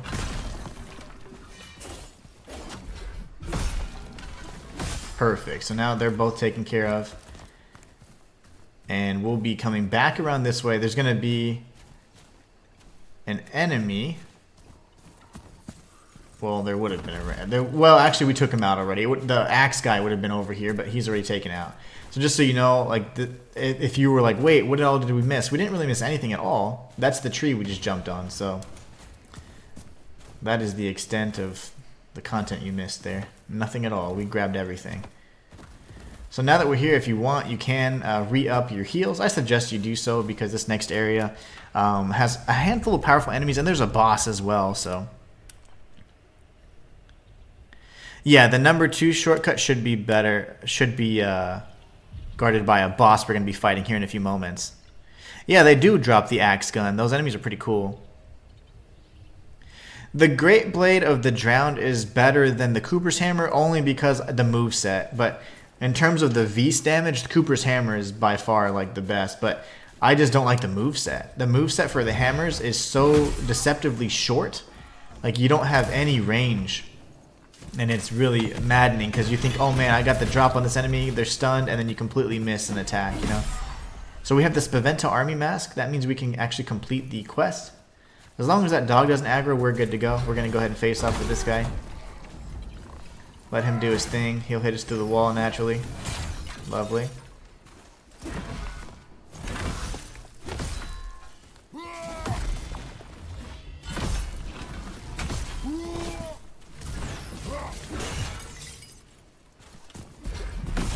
Alright, so he's dead, and then we're going to have some more bros up on the other side. But instead, what we can do is grab this item first. That doorway does not open, but we do have kind of a drop on this little axe dude over here.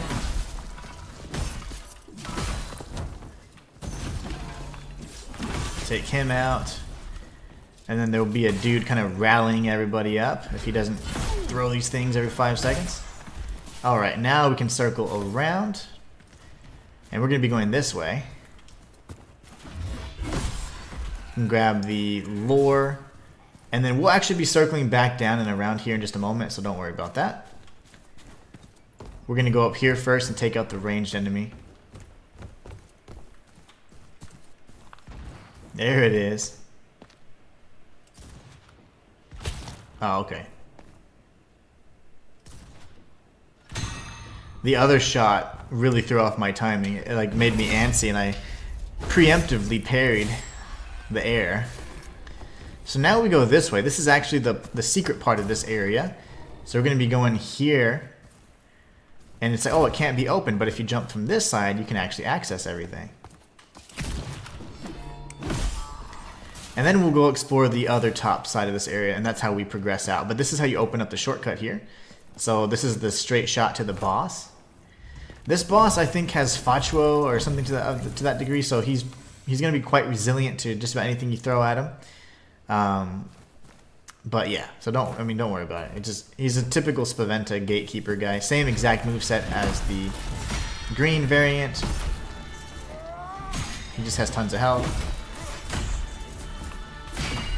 Try and parry as much as possible because your unraveling attacks are going to be the most beneficial for you. The highest damage dealing strikes you can deal, so.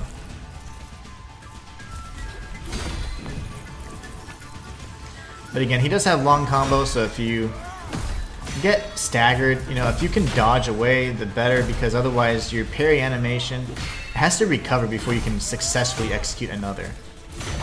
So you might be in a weird stagger state.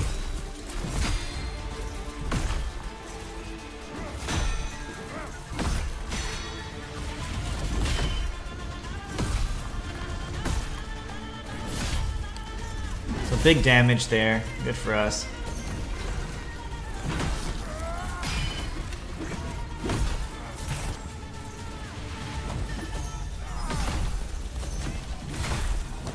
Maskless are really slow, so let's make sure you have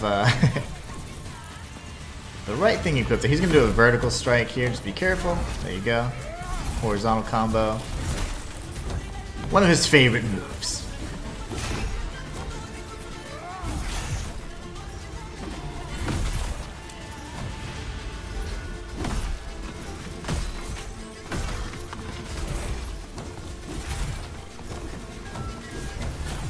Alright, now we can heal. Run in, do an R1 and finish him off. Alright, so that's the Spaventa Gatekeeper Trash Edition. He's like the Vs version of him. So this is the area that we would have explored if we just had gone in here. So that's the shortcut that Matthias had mentioned earlier. We're going to grab the Harmony Amplifier. I was like, I know there's something in here. Alright, now in here, this is another pathway right there. This is the shortcut. And then we have a chest we can open up. And then we're going to go circle back around and explore the top part of the area, like the top right hand of the area. So there you go. More shortcuts. So at this point, I mean, if you want, you can certainly level up. I'm going to, just to make sure I max that out. Oh, yeah, the gunner? Yeah, I just took him out from when I jumped over the crates, so...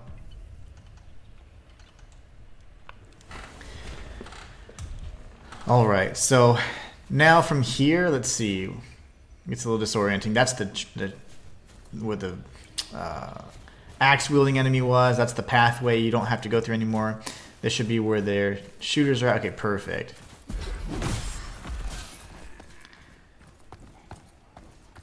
Try and bypass everybody over here. No need to fight through everybody again and again and again.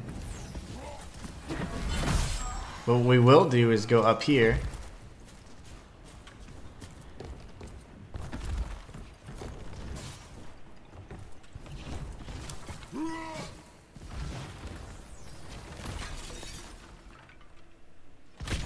Oh, lovely. If you're just gonna sit there, that's fine with me. Okay, so now that he's dead. Yeah, so when I came over here, all I did was I jumped over these things, killed him, took him out. And that way he wasn't shooting anymore. And then I dropped down to the boss arena. So now we go this way, guys. We're gonna go this way next. You can start. Oh, okay. If he doesn't throw the Gratia bomb, you can start with an R2 and then an R1. Typically, they try and keep their range from you, though, so try and keep their distance, and I don't blame them.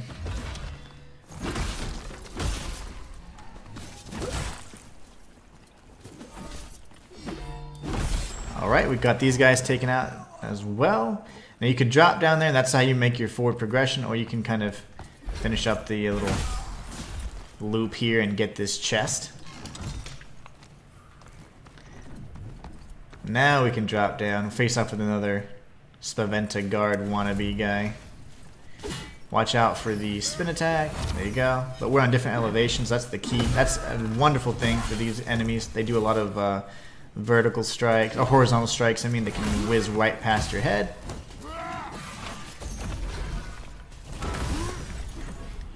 Alright, so now he's taken out as well. We can grab the lore, and then we're going to continue on this way. These dogs are super annoying. They can actually dodge and use iframes to avoid your strikes. So not my favorite pups. Here's a good example to use the stairs to your benefit. Unless they're doing vertical strikes, you're pretty much good to go. So just stay a little bit lower than them. That's a vertical strike, of course. Spamming all of it. He did a 3-hit vertical strike combo. Very, very rare. Does this game have co-op? It does not, Haiti. It does not have co-op. This game is a single-player game, no co-op whatsoever. Oh man, I can't believe you didn't know it. How did you even get to that boss then? I guess how do you get to that boss without even taking out the gunner? I guess I've only ever done it that way once I discovered that area. Because I was like, huh? I guess you could go in through that side door, I suppose, but yeah. Cool, Gratia damage.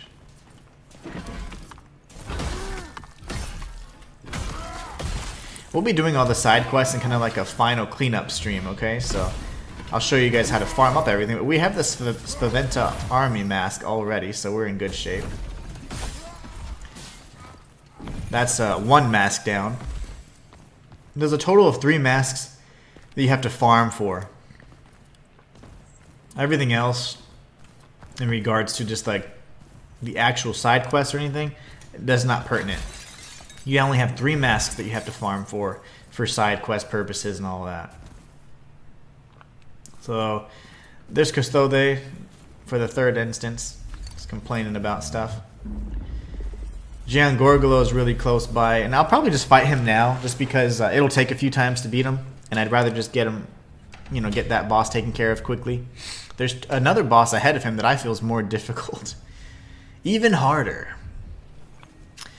All right, so we can speak with him, and he's just gonna be like, "Oh my gosh, he's in the Colosseum." Let's see if we can level up our weapon. Perfect. We have it to level 8 now. This is going to be excellent in terms of the damage we'll be dealing. Absolutely love that. Alright, and then we can drop down, grab this item. there's going to be a few pathways you can take. You can go over here to the left, which will circle around to the steps, or you can go down to the right and go to the Colosseum. Just bypass all the enemies for now. We have a difficult boss fight up ahead. This, is, in my opinion, is one of the hardest fights in the game. So what we're going to do is we have to rely on elevation in order to beat this boss. Otherwise, we will die. And we're probably going to die a few times anyways, but it's okay because I want you to see kind of the errors that I make.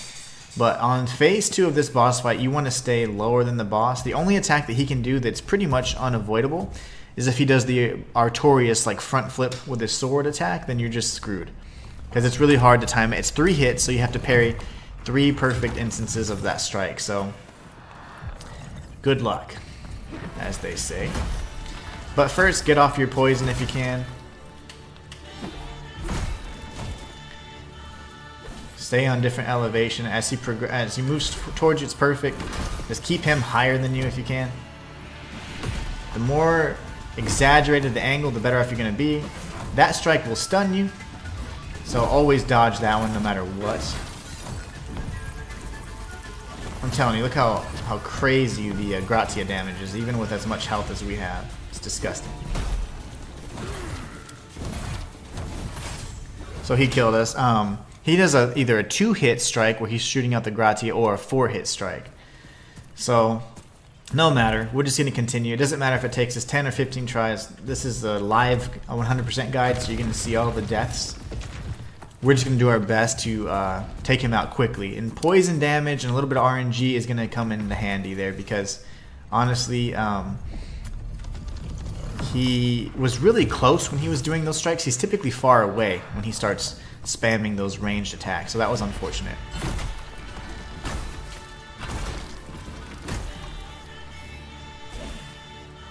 Wait for your stamina to build back up.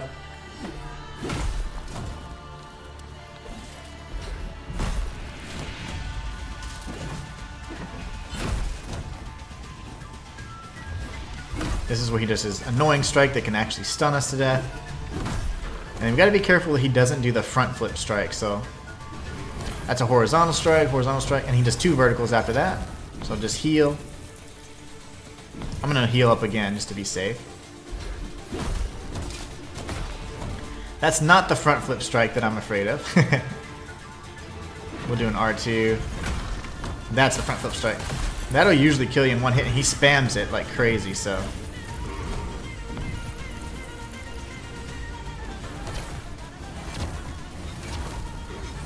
Alright, we'll go ahead and heal again just to be safe. That's a 2-hit strike with him shooting out the Gratia beams. Another 2-hit strike there. I'm going to top off my health just to be safe. Stay in a different elevation than him.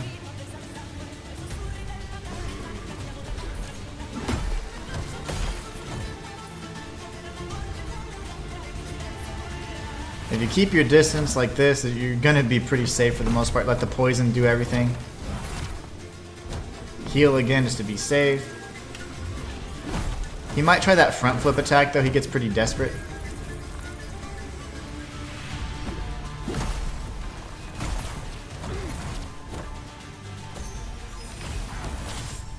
He got us. We only had 1 hit left, but then he died too. I bet the game will break. How much you want to bet I just broke the game? Yep. I literally said that. I bet the game will break because I died and then he died. So that's probably something that we just completely messed up. But that's okay. That's going to be one of the instances that you saw the game break. So because I died and then he died but to poison after my death, the game doesn't know how to take that. So if that's ever the case, you pretty much want to avoid that if at all possible, but it completely just broke the game, as you can see. Something as simple as that is game breaking for this particular title, and it could prevent progress, so we're going to have to see what happened. This is one of those games which is very sensitive to those kinds of things, and if you ever experience that, you may have a block. Okay, so let's see, can we even interact with it? Okay, we can. So, whatever. It didn't completely break, but yeah, it did freak out a bit.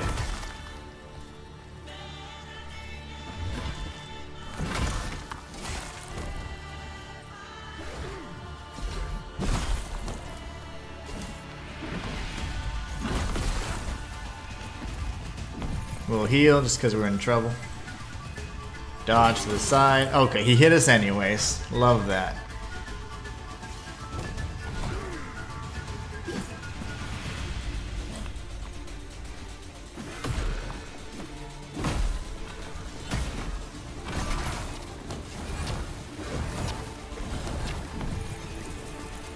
Those Gratia blasts are just disgustingly strong.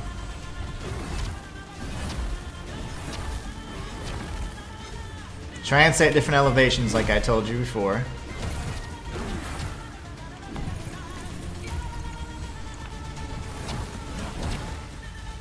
So now he's up above, that's good.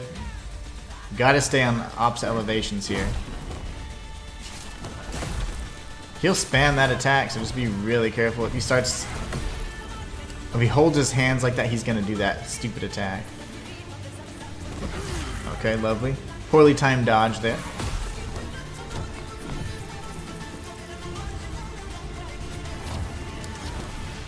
Just the 2-hit strike. Heal again. Dodge away, dodge away, dodge away. Get on different elevations here because he's all pissed.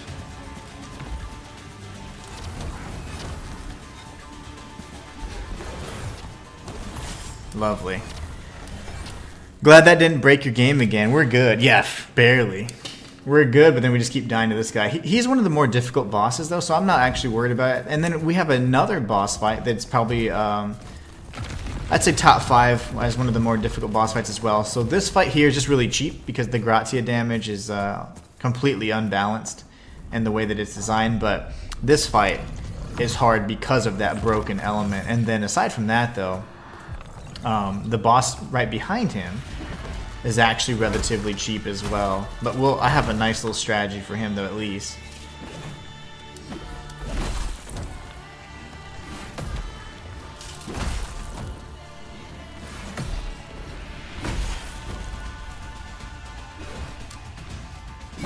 We'll go ahead and heal. Let him express himself.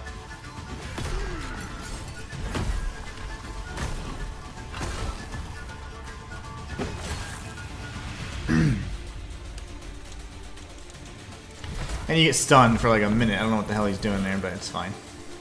It's fine. Horizontal, horizontal, vertical, vertical. And you can run into a heavy attack. And then hide. Get on different elevations.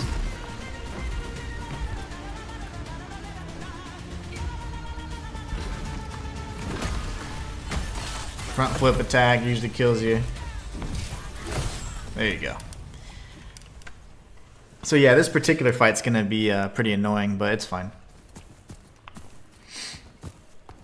I want to face off with him first, and then the boss behind him to get those difficult fights out of the way. And then once we take out these bosses, then we'll be able to really just mow through the rest of this area. If we need to, we can save it for last, but I honestly don't want to because we can close out this entire little chapter right here, and it's really nice.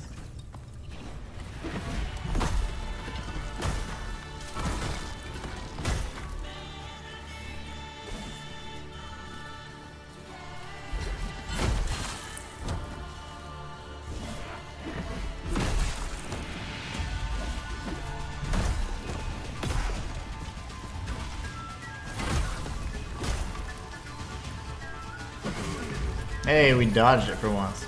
Alright, get on different elevations. Horizontal, horizontal, vertical, vertical. Run into a heavy attack to inflict the poison again.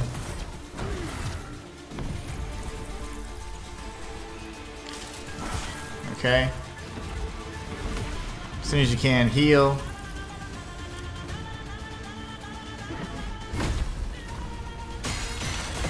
That's really hard to time, but try to if you can. It's 3 hits. Horizontal, vertical. That's just the 2-hit combo then. But yeah, I just can't believe how much damage that does.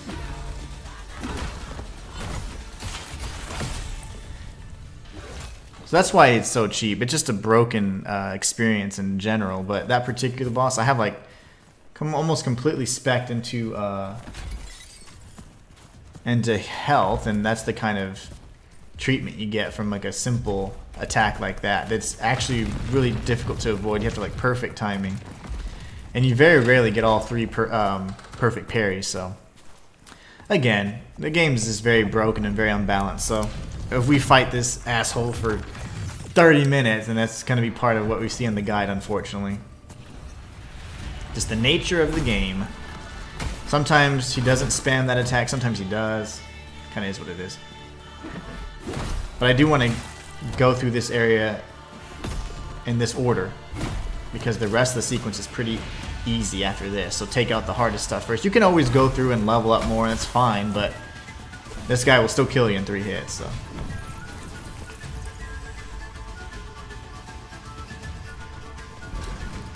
Tried to do a running attack there, but that's fine. Maybe I didn't have enough stamina.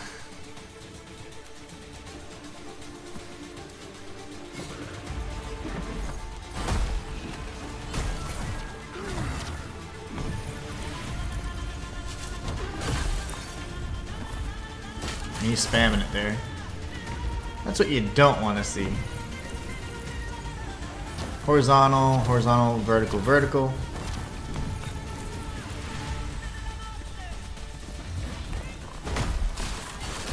There you go.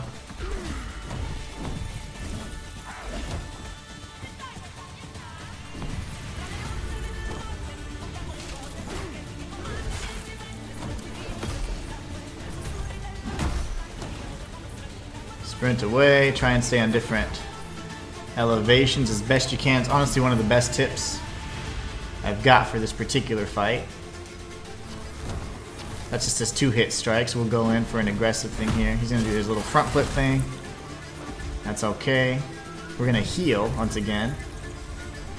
Sprint away from him here.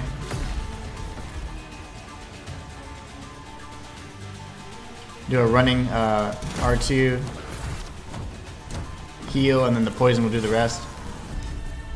Alright, so that was terrible.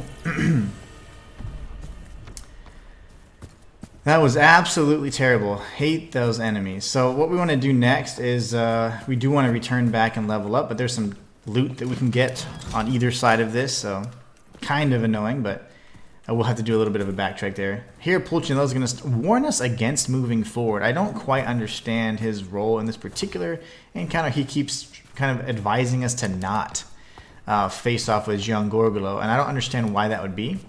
From a lore perspective or otherwise, but we're going to be facing off with him. GG's, well done.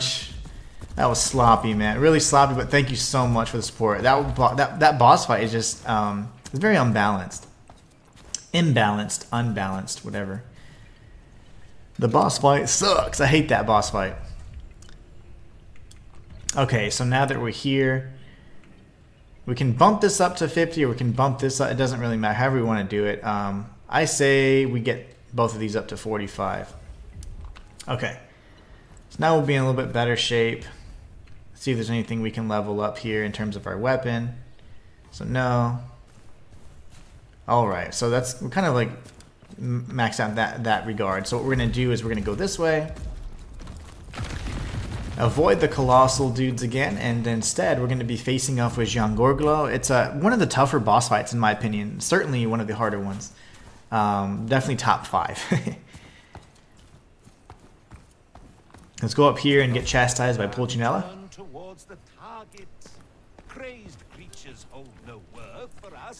So he just tells us to, pretty much turn away, and I don't understand why he does that, but he keeps us away from that particular boss. Here, you definitely want poison because the damage over time is pretty massive. So what we're going to do in this particular instance is face off with Jean Gorgolo kind of early. You could always wait to do this section at the end. And if you are having trouble, then I advise go ahead. Like skip ahead to the part where we go towards the Colosseum steps and as opposed to the Colosseum itself. And you'll be fine. Look at that. This game is so damn broken. We got double the dialogue. If it breaks on me and we cannot progress, I'm sorry, but I will not play this again.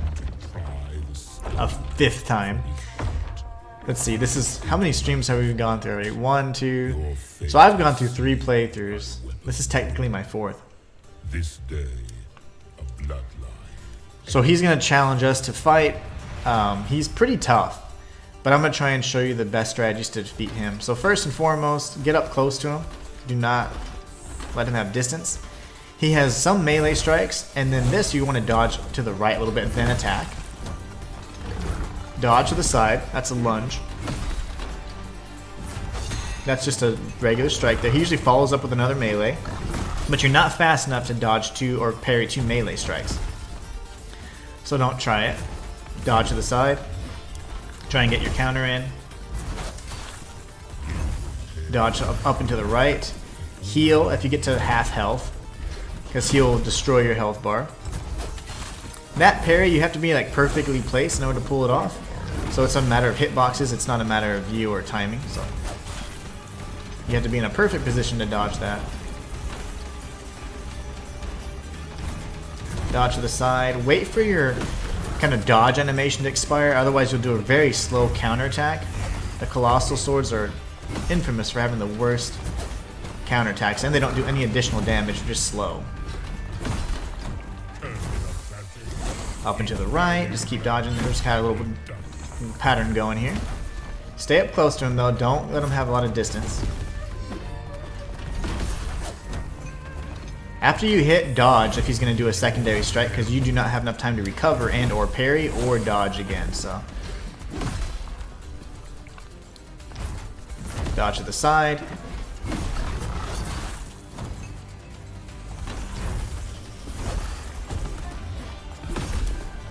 Very good. So far so good. We're just trying to build up that unravel meter.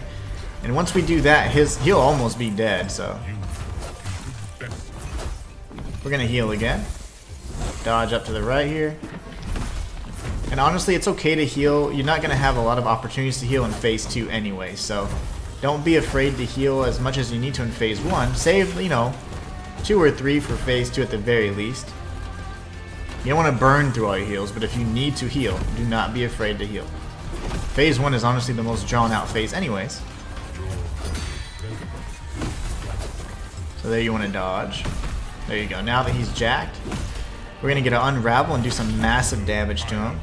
And then just swing like a madman, okay? Swing, swing, swing. This is going to be the only free damage you get. Okay. And he'll do this cheap stuff for a bit. If his eyes turn white, well, watch for that. Yeah, his snake tail will start poisoning you and stuff. That was awesome because of the camera. Thank you. We're gonna go ahead and heal. You can actually use that attack to your advantage. The lock-on will remove for some reason, so just don't worry about it. But you can actually parry that. So.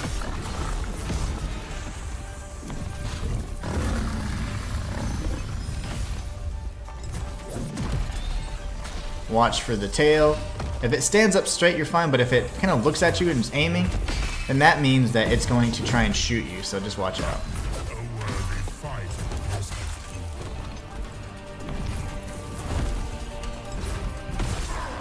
So that's Gian Gorgolo, first try, as a jerk. And he stands up, I don't know, he's just doing stuff. And then he's dead again, I don't know. As a collar does our house. Such is Enotria. Beneath might lie promise. Do not be led astray. Matthias says he's confused about the requirements for the Tyrus Slayer. The last of the Aeneid. The requirements get really wonky because it's really hard to see what you have and what you need, in my opinion. So I can't tell half the time if I'm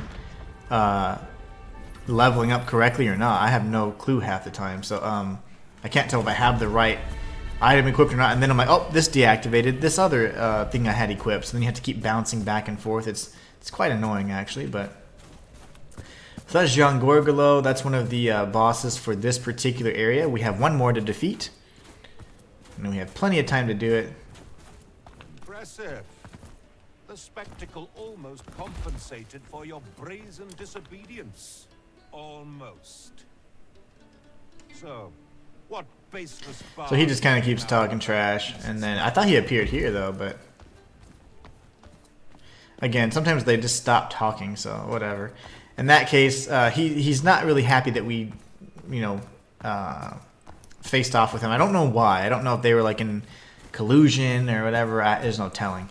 But now what we can do is we're going to be leveling up once again, and then we'll start clearing out this area. This area is really fun. I like this area. Those last two bosses, that's just an ugly necessity, you know? The ugly reality that you have to deal with. I do not like those enemies at all. Giangorgolo isn't so bad, but the enemy before him, the Sanctum Zealot, is absolutely trash. Alright, so now that we're here, what we can do is we can actually equip a loadout. I will not be using masks to deal any damage, so no, this does not invalidate my challenge run. Shut up. Shut up about it. But what we're going to do is the Spaventa army mask we're going to have equipped, and also we're going to have the Giangorgolo mask. And I'm just kidding. Y'all can talk trash. It's fine. I'm just messing with you guys. Okay, so right there is the Giangorgolo mask. We can now speak to Custode, and he's going to be like, oh my gosh, you're here. And so now you get the Zealot mask. That's important to close out his little quest. And now we definitely want to... We can keep this army mask in for now. That's fine. But honestly, it'll confuse me a little bit later, so we're just going to remove it for now.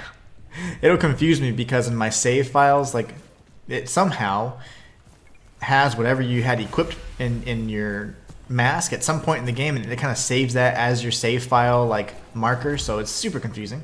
It's another weird thing this game likes to do. But take out this Sunken Colossus first. Back away from this fool. And this will just be kind of a trading, kind of slow. You can actually parry his slap as well if you time it right. But I'm not even trying. I'm just going for... I'm just hulking through this guy right now. That boss fight definitely went a lot better than the first time you encountered him. Did you see that that you can parry that charge of his? That changes the entire everything. The fact that you can parry his charge. I figured that out on the second playthrough I did. Whenever I was like, okay, I'll try and catch up to where I left off on the challenge run. And it ended up being really cool. I just tried it. I was like, wait, he's spamming this. Because, again, he broke. And he just started spamming that ability. And I was like, he's not stopping at all. Let me see if I can stop him by parrying. And it worked. It was kind of neat. Alright, so we grabbed all the nugs. And then we're going to go over here. Again, you can parry this. But I don't have any stamina or anything. I'm just going for pure damage.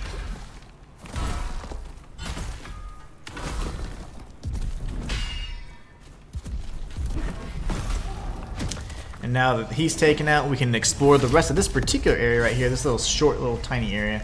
And then from there, what we'll do is we'll be heading over towards those little barricades. But other than on the other side, there's actually nothing here.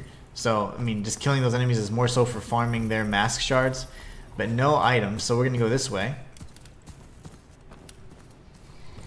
Nice. Matthias said he figured out that you could parry him as well when I fought. I didn't figure it out the first time. You saw my first time, I was struggling all the way through, but... He started spamming that charge attack, and he just would not stop. There was no pause in between. He'd charge, turn around, charge, turn around. He did that for like 30 seconds, and I was like, there's got to be a way to stop him. And I just tried to parry, and it worked. It was amazing. Grab the lore here, grab the chest. We got the Bastion of Wrath. You get tons of Malino inflicting weapons or poison-based weapons. Pretty cool. We've got a dog and some other little enemies around here. Let him do his thing. Come on. He's taking his time. Alright. And we get the pup.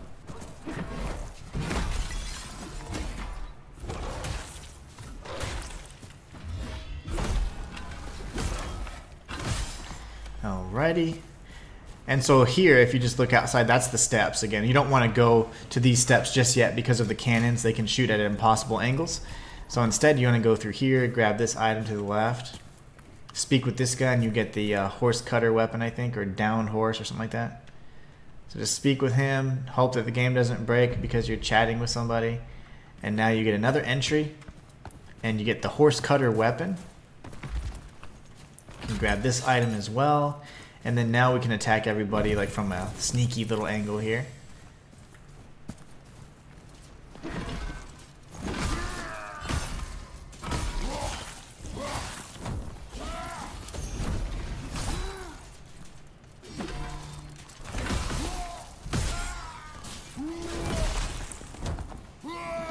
Alright, let him just kind of express himself for a bit.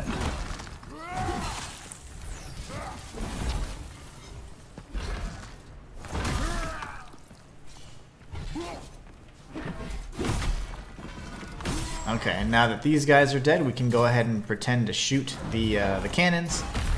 And that will, of course, destroy them so we can... Oops, we can explore safely. That was a sexy parry. Okay, so now that these guys are taken care of, we can destroy the cannons. We'll top off our heals as well, but make sure you destroy the cannons even if they're not manned or if they don't have anybody near them, they'll still fire. So just another wonderful thing about this weird little game. Alright, there's going to be a dog that explodes. As soon as he jumps, just dodge away for the iframes. And we've got one of these Bartholomews right here. And then we can grab this item on the ledge. And now we circle back. We got more Festoite blocks. These are fantastic. We're going to be getting lots of max upgrade materials as well. There's nothing around here, so just keep going up. But there is something up to the right. There's going to be a few enemies we have to take out. Let me see, where's the... There's a ranged enemy around here somewhere. We'll do a running heavy attack. Light attack. Get hit in the face.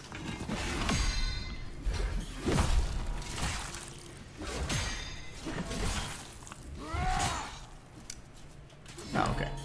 He's not... I thought he was still going to go for a bit there. I was going to give him the benefit of the doubt there. Okay, we got the sharp sundial. That's their signature weapon. And then over here, you may not see it yet, but behind this target we have another piece of lore.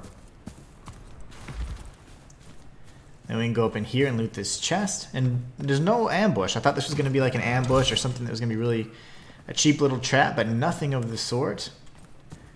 Now we can go up this staircase, and then we have a handful more things to clear up. Awesome of you to include that strategy tip in your walkthrough. Thank you so much, Matthias. I hope that that helps, because in the event that, for whatever reason, he continues spamming that attack, there's no way to stop him unless you parry him. So I learned that the hard way. You want to grab this lore over here, and then tucked in the right side, there's also another chest. So we'll be getting all of the loot. Oh, for sure. Yeah, I think that'll help other people. I hope so, anyways. I didn't know you could parry that, and you saw my first attempt, and it was so sloppy. Remember, I was like, "Oh, this is a nasty, sloppy one of attempt." You know, not my favorite. All right, so here we got another Harmonia amplifier, and then we do need to be careful because we need to survive this fight. If we die, we have a little bit of backtracking to do. But this is a Spaventa Gatekeeper. This is, of course, the Gratia variant. So we will be inflicting tons of poison damage on him.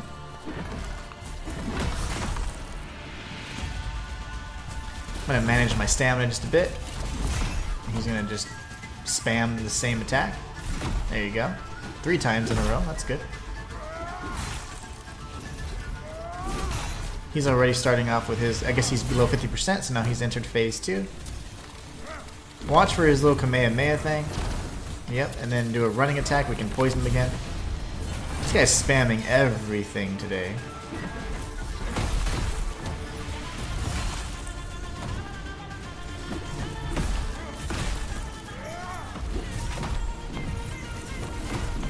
We'll heal just to be safe, and then kill him with this strike and be done with it. Now we're going to circle around this way. And we're going to tag the save point here. We should be able to level up again. Definitely knowing that you can parry that charge attack makes that boss fight a heck of a lot. Yeah, that one's tough. Like, at that whole time I was thinking, okay, he's pretty much invincible during this little sequence. What do? Just sit here and kind of like hope to not get crushed by that, and then fortunately that parry mechanic completely offsets them, and it gives you a free hit every single time, even with a colossal sized weapon. So wonderful thing of beauty, as I say. Continue up the ladders here. We're almost done exploring this area. It'll actually branch off a little bit later, but this is surprisingly not a secret. This is a shortcut that you'll never use. A very strangely placed ladder that you will never use.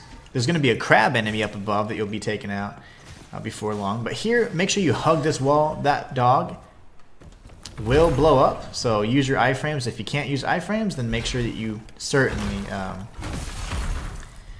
hug the wall, because he will knock you off otherwise and you'll die. Alright, are you done yet, sir? R1 after this, and he's dead. Okay, perfect. There aren't any items here, surprisingly. I thought that the cliff would hold some items, or even behind the tent, but there's nothing of the sort. So instead, we just circle back up here and watch for this gunner. Okay. There you go. And then we have a cannon again, and then we have a second gunner up here, so we don't want to take them out. You can jump through here to avoid all that if you want, but we're doing 100% guide. We don't do that stuff.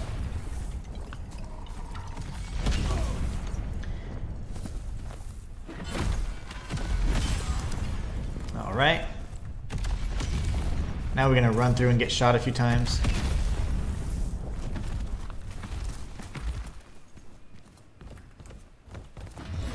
We'll take him out, and then we can shoot this thing and destroy it. The gate up ahead of us is actually something that's a shortcut that won't be activating until much later. There's a ladder that won't be activating until much later either. Actually, just a few. Well, we'll activate that ladder really soon. This won't be open until we're done with the entire area. Let's go ahead and heal. We have that bro off to the side.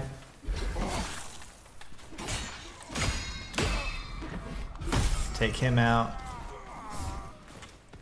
Running attack for this one. Alright, and then we have another bro in here. Then we have a little berserker enemy. Very good. And now from here, there's going to be a puppy dog on the other side, as well as a fisherman. Where's the puppy dog? There he is. So once you take him out, or these guys out, there's going to be a huntress up above. But what we want to do is go here first, and there'll be a blue, like, berserker enemy running at us like crazy. He's bloodlusting. Oh, love that. Okay. And then shoot. Go somewhere, buddy. And then he's dead. Now we have the chest, and then we also have the shortcut that I was just talking about. So I guess it wasn't that far ahead. It's only just a few paces away. So now there's a shortcut. You might use that one if you die. Oh my gosh, she followed me. That's so scary. She normally does not do that. She's usually up above the steps, and I'll show you where. Alright, she's dead. Normally, she's up here. It's so crazy. She's right up here waiting to drop down, and she might patrol this upper area. But now that she's dead, that makes it a little easier for us. We can just circle around and drop down. There should be a fisherman walking around here somewhere. We can go ahead and kill him, and then we'll drop down yet again. And now you got the kind of like a second level. There's nothing back here. You know, I thought there would be all kinds of secrets and stuff. Nothing of the sort. Instead, just get a plunging attack. There's going to be another enemy behind us as well. So then what I do is I get back and I just kind of wait for them to come in close. And then do an R2. R1. R1.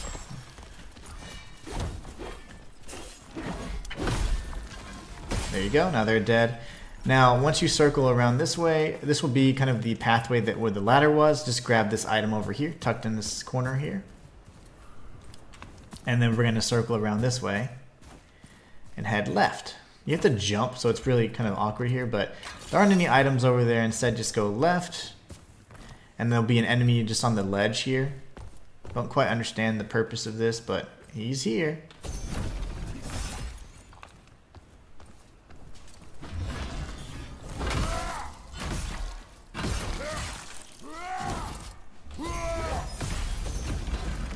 Alright, so he's dead, and then we can grab whatever he has for us. There aren't any items here, though, oddly, and I don't understand why. There's like a whole area. I thought there'd be lore or something, but I could never find anything here, so. Now we can circle up this way. There's going to be a handful of enemies that can use range from up above, so just be careful. You can kind of tuck in through here. There's nothing on this side, by the way. You can enter here. There's not any item or anything you can grab. So what I do is I normally fight underneath this little part of the roof to ensure that I don't get shot from above. But there's an archer, a shooter up here. There's a shooter on the other side as well, and there's a dog on the side, so we gotta take him out. We can go ahead and heal. We'll take out the shooter. Okay, I thought I was gonna time that right. No worries. We'll take this guy in a minute. We can't reach him yet, so we have to actually go around. But grab this item before you drop down. So go here first, and then come back around and drop down for some big damage. You can usually get the dog and the soldier.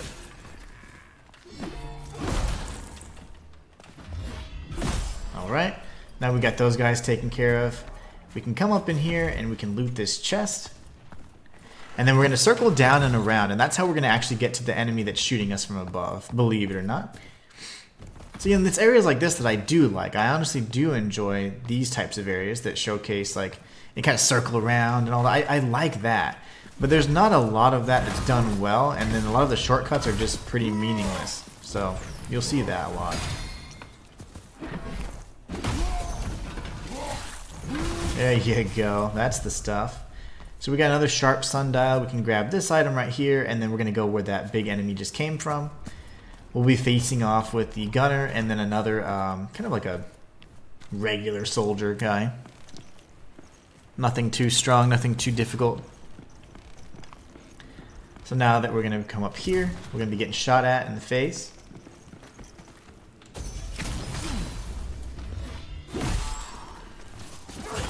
There we go.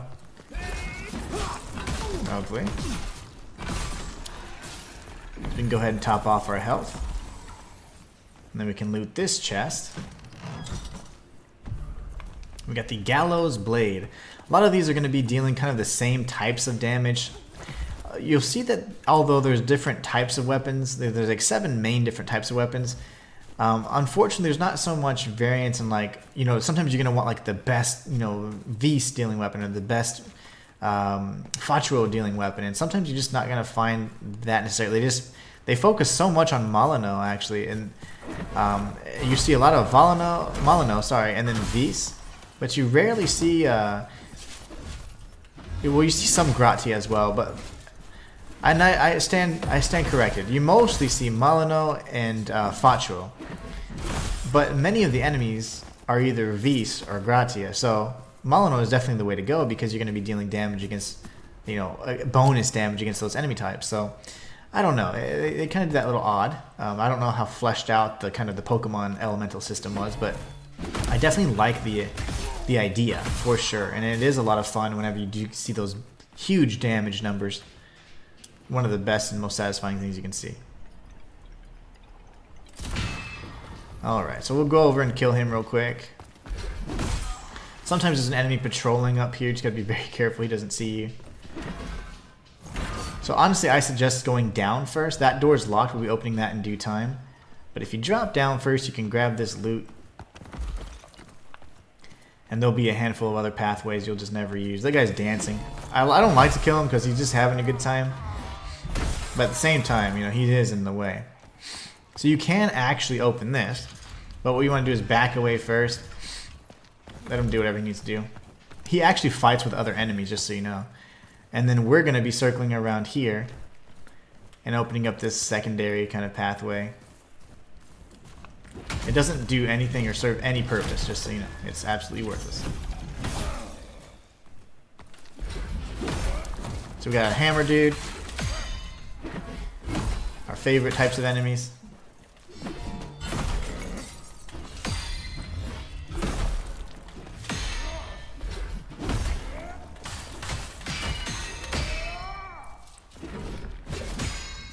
can't see donk right now.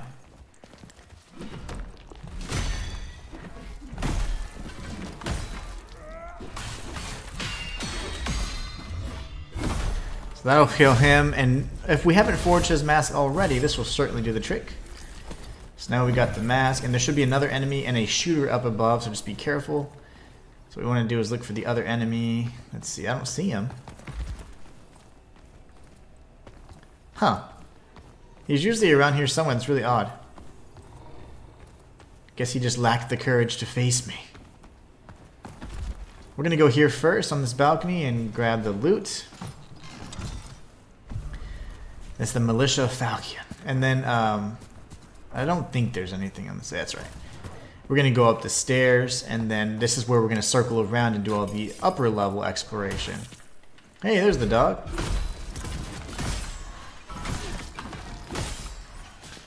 Alright. Lovely.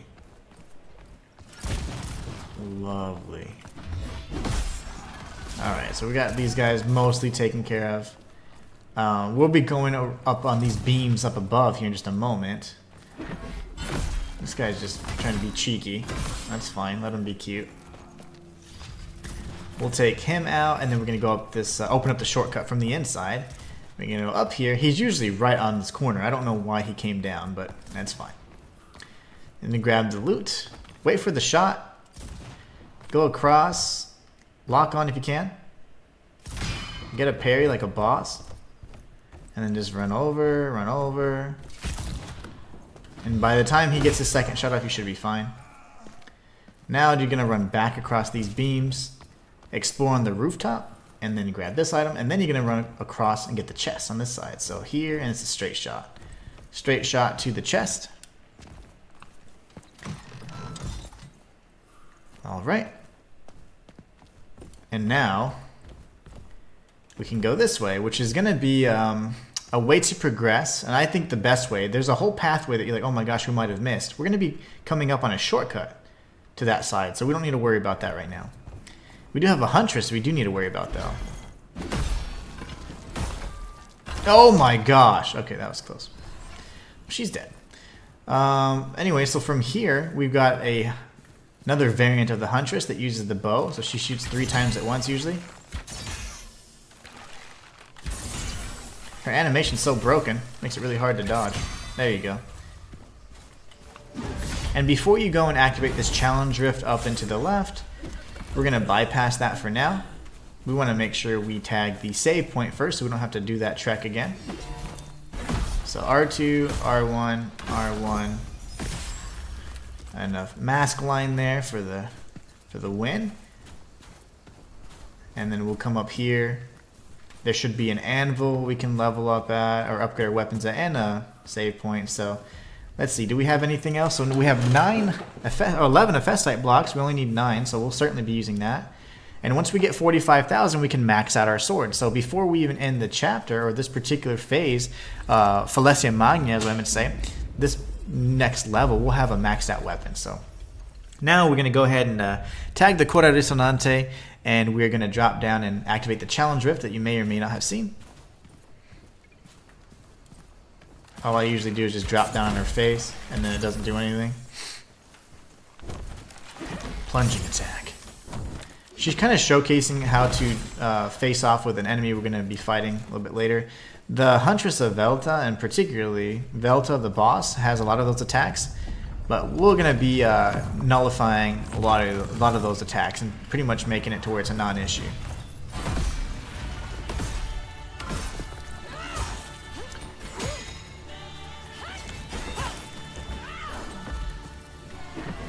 She moves back and dodges quite a bit, so just be careful. And also watch your health. She can sneak up some pretty cheeky little combos on you.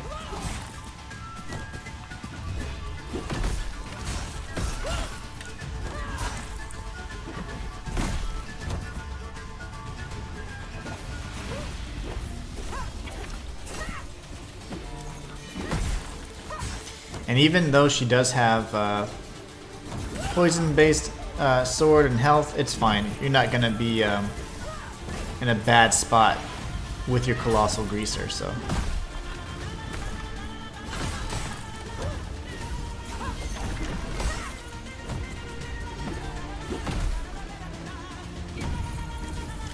In phase 2, she uses her bow a lot, which just gives you an opportunity to parry her more, so.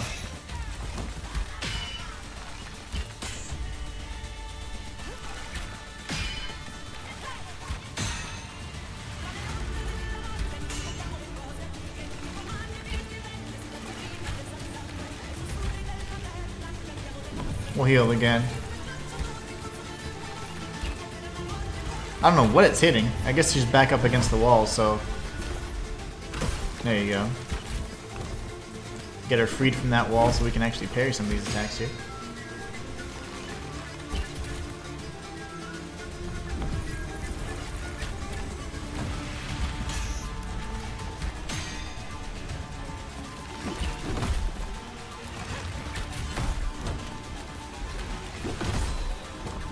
We'll heal again, and then we're going to start trying to parry a little bit better.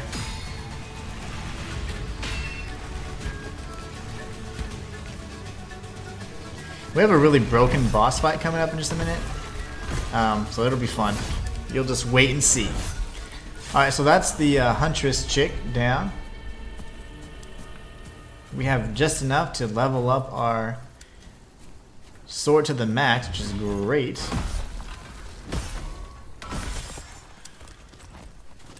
And then this will be a second farming session. So we have the Spaventa Army Guard mask.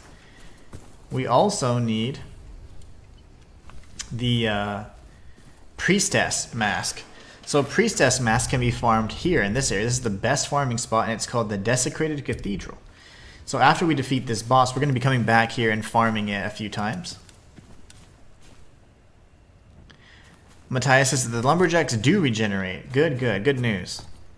Excellent. Yeah, that way you don't have to be forced to play through a New Game Plus just for that particular item. So these bosses are pretty annoying. It's actually one boss, but these 3 enemies, kill the enemies first, and then the boss is just an absolute S show.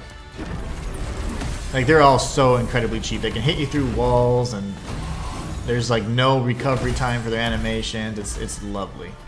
You're gonna love this. Alright, heal. If you can.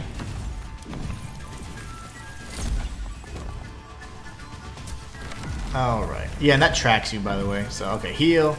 We're going to do a running heavy attack if we are allowed to.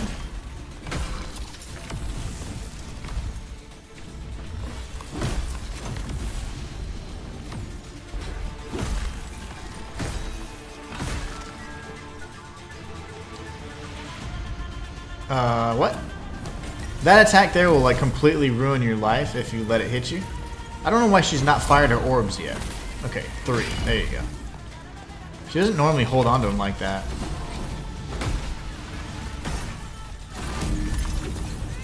When she pulls up her shield, just break through it like a boss. It doesn't matter. You have a colossal greatsword, by the way. You don't care about that. Okay, she's dead. That's great. Now what we need to do is farm the enemies. And if you look at your shards, if you go to your inventory and you go to your key items, you can see how many priestess shards you lack. So we're going to farm these guys later, though, because I want to make sure we have sufficient time to get through the rest of this. So we have 213 out of 300. So most of them are going to drop anywhere from 10 to 15 every round you farm. So all you need to do is warp back to the Desecrated Cathedral and defeat the priestess enemies, and you'll get your, the remaining 87 shards in no time. And we may do that in our cleanup stream. I will not play this file off stream. I want you guys to see everything we do, so don't worry about it. You'll see all the progress and stuff we make. So now we went ahead and saved. It's fine. We're going to get a chance to kill 3 more. I shouldn't have gone back, but it's fine. We'll kill 3 more of the priestess enemies, and then we'll continue on this pathway. And we'll open up the shortcut that I was telling you about, and then we'll be on our way to defeat the last boss of this particular chapter, and essentially clear out Falesia Magna. So we're making good time, I would say.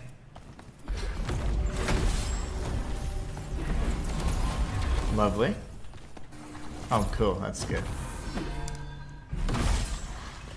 Where's the other chick? Okay.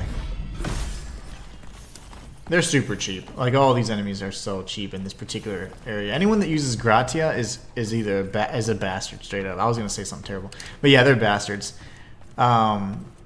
It's a really broken element, and unfortunately when you use it, it's okay. I mean, you do get some health regen, and also you can get the benefit of causing some of the explosions, but not as much as you'd like, you know? You don't get those all those sweet explosions like you'd normally like. But anyways, this here is going to be the shortcut pathway. You want to tag the Coda Risonante first so that you don't die and have to go, you know, that little trek around to the Desecrated Cathedral.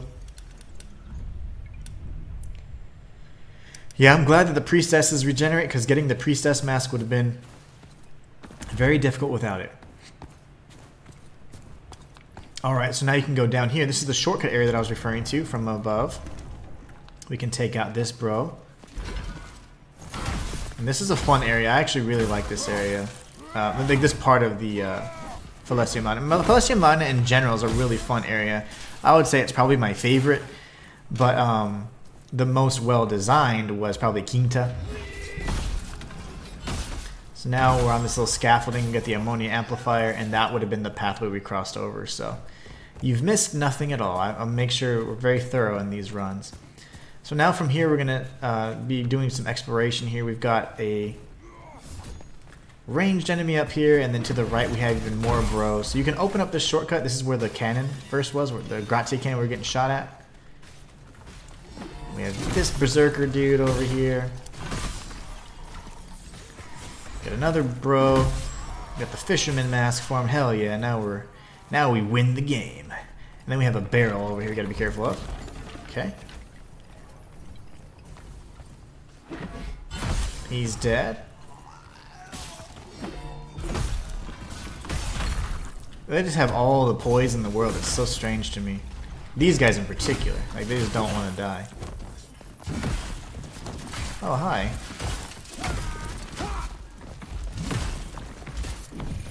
But that's the kind of stuff you deal with in this game. Alright. They're dead, and now we can go ahead and grab some lore.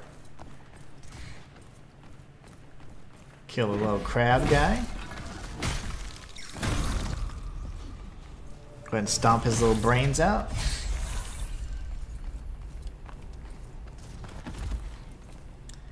And then here, there's actually nothing like, you can't art or stomp. There's no secret or anything like that. I thought there would be something like that. There's not. We've explored the top level now. Now we need to go down below. So we have the Harmonia expansion. Looking good. We'll be dropping down.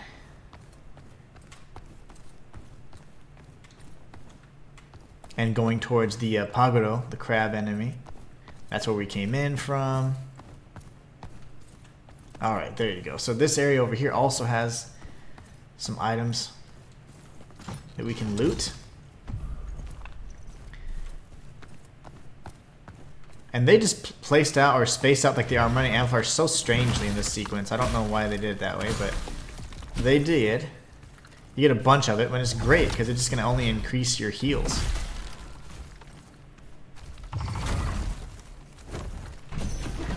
I'm gonna get interrupted there. See if I can interrupt this one too.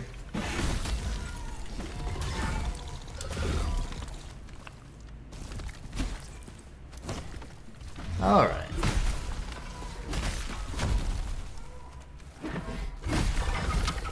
Use the javelin on his ass. There you go. He didn't like that. Alright, he's dead. And now that he's dead, we can activate the shortcut to that ladder that I said was absolutely worthless. You'll never use this. This is where we first entered this area, so there's no point to ever have that. I don't know why you would use that, ever. But there is an area. And there is that shortcut. It does exist. I don't know why. We got the Ephesite blocks. Now we can work our way back through. Hold on one second. Okay, yeah, we're good. We're going to top off our health, and then we're going to go back to the Corda Risonante down at the steps. This is going to be the final stretch of this area. But we will not be exploring it through the normal progression. We're going to be going around. We're taking the scenic route.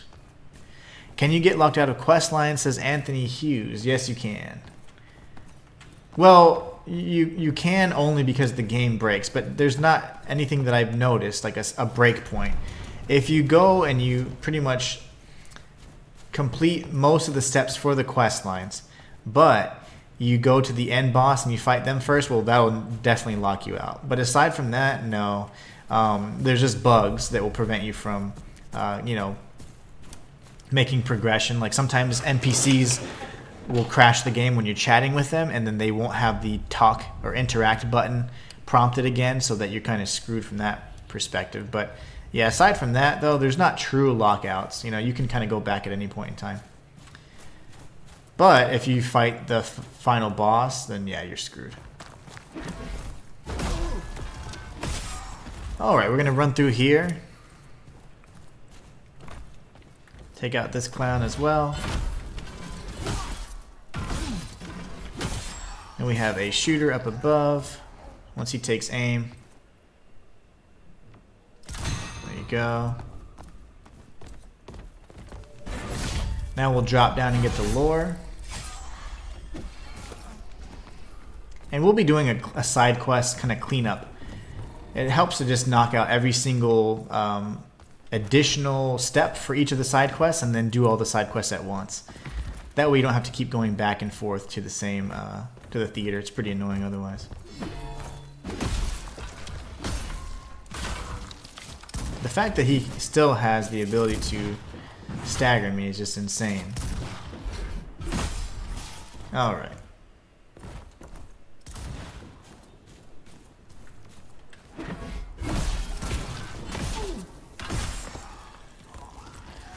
So there aren't any items down here, just a bunch of shooters getting pop shots off you.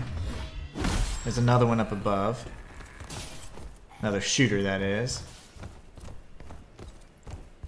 Then you'll finally get some loot that rewards you for your explorative nature. Right over here. And we can go up the steps.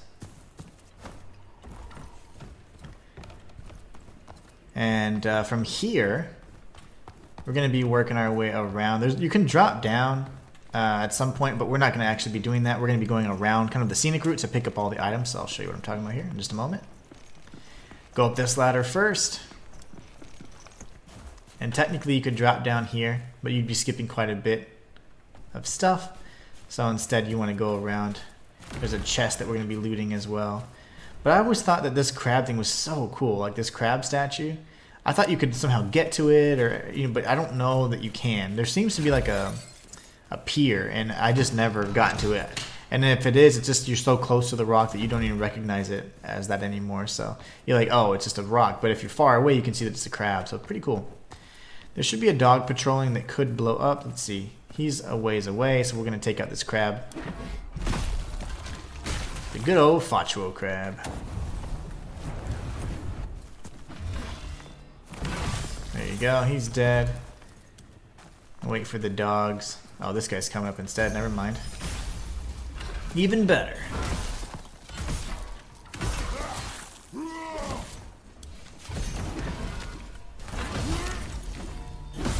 Alright, so he's taken care of. You don't have to go down here. We're going to actually circle around at some point, and I'll show you how to get the rest of the loot on that lower level, but grab this first. Some of the loot here is actually pretty hard to see because of the lighting, so it kind of matches the same color as the sand. But there will be a handful of loot items or whatever, items you can loot, I should say, that will be difficult to see because of the lighting.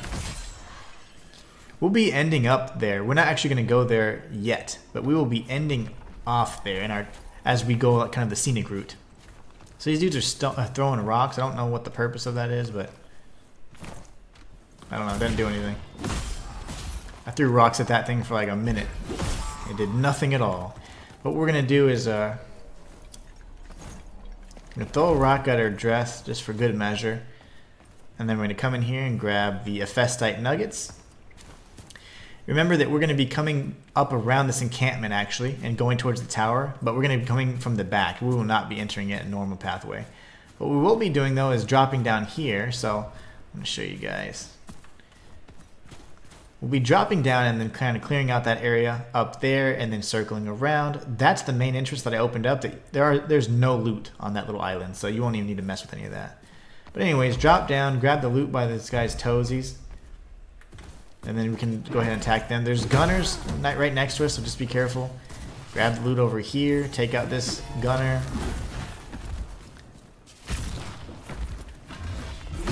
And then we have 2 bros to take out.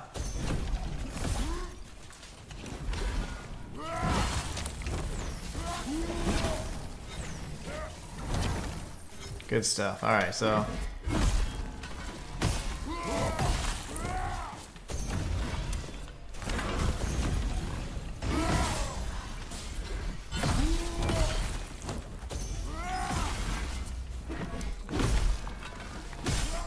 alright, so now that they're all dead, we can come over here. There's going to be loot to grab up on this little ledge up here. There's going to be an enemy inside there as well, so just be careful. But again, really hard to see loot right here. You can top off your health and then take out this enemy inside. They just keep spamming these enemies now. Like, you'll see these Spaventa guards pretty much everywhere. And you're going to see a Spaventa gatekeeper, which is the boss variant of pretty much every single variety. So it gets a little boring after a while with these enemies. They're just tanky more than anything. So loot this right here. Yeah, they really do make it look like you can get to the crab statue, Matthias, but unfortunately I haven't seen a means to do so. There's even like a platform and a pier over there, but you can never actually get to that. So I thought you could get to it. And there's even like a broken bridge that kind of seems to create a pathway across the way, but it doesn't.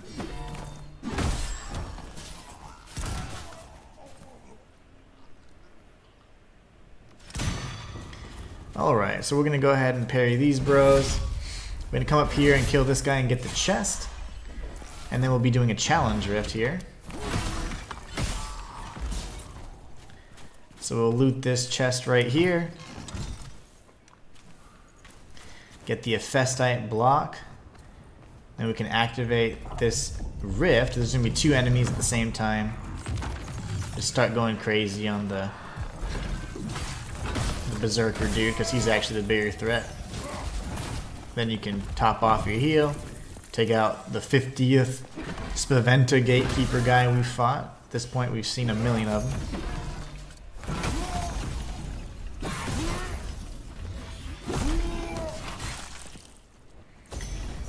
Alright, so he's dead.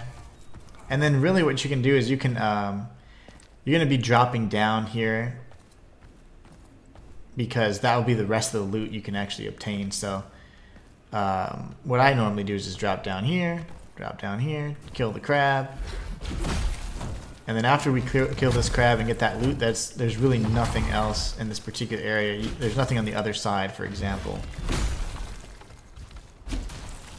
Can't see anything, just swing. Keep swinging.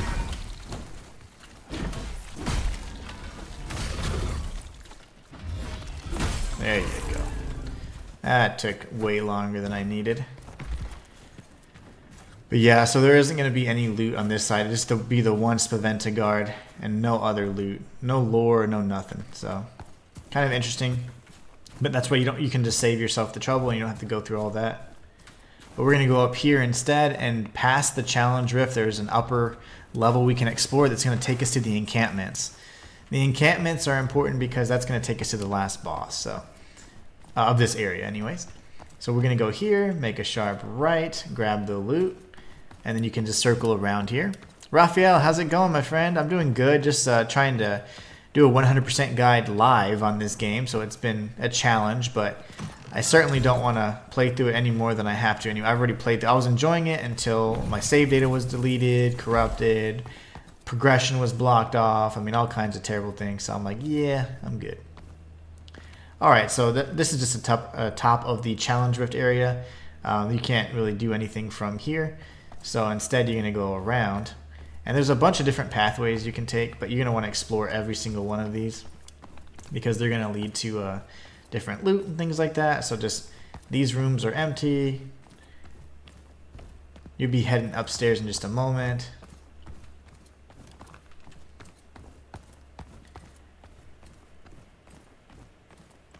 I know there's something up here. I forget what though. That's the thing that I just showed you guys. Okay, I think it's up top then. So I know there's loot somewhere.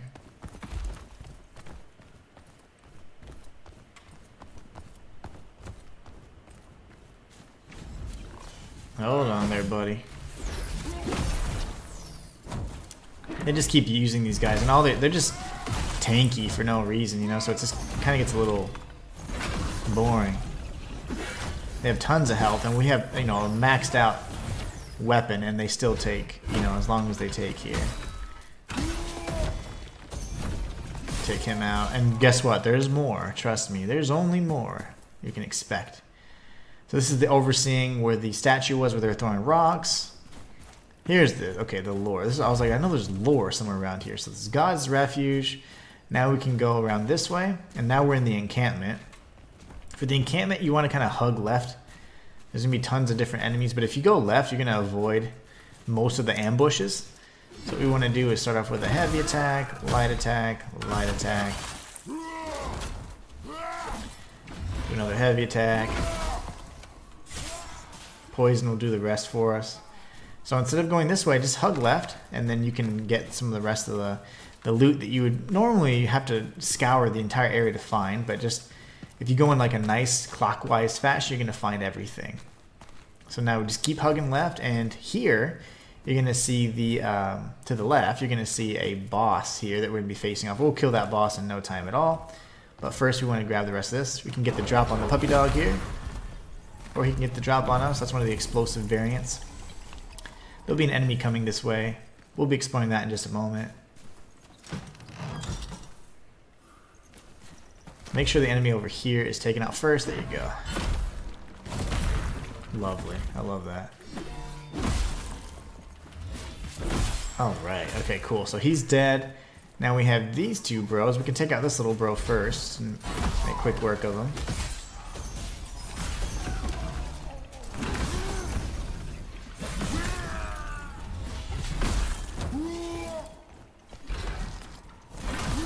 Alright. And this is where the you would have left off had we gone straight from this the statue instead. So as you can see, we saw these two statues and we're like, oh gosh, we don't want to face off with them yet, but it's not a concern. This is the other path we could have taken from the very beginning. So now we've just come full circle, right? So instead of going this way, they'll just circle around, like I said, to the left.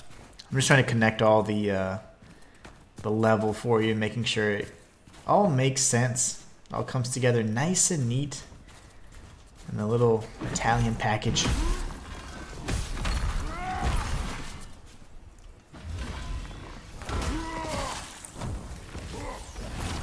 Alright. Watch out for this little bro over here.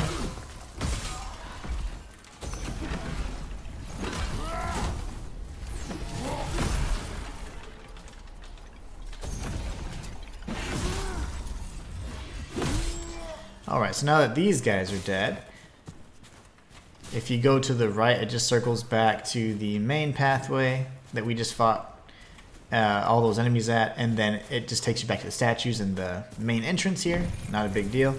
So now I'm just connecting it for you again so you know that you didn't miss anything. There's nothing back here, but if you circle to the right, you're going to see a chest.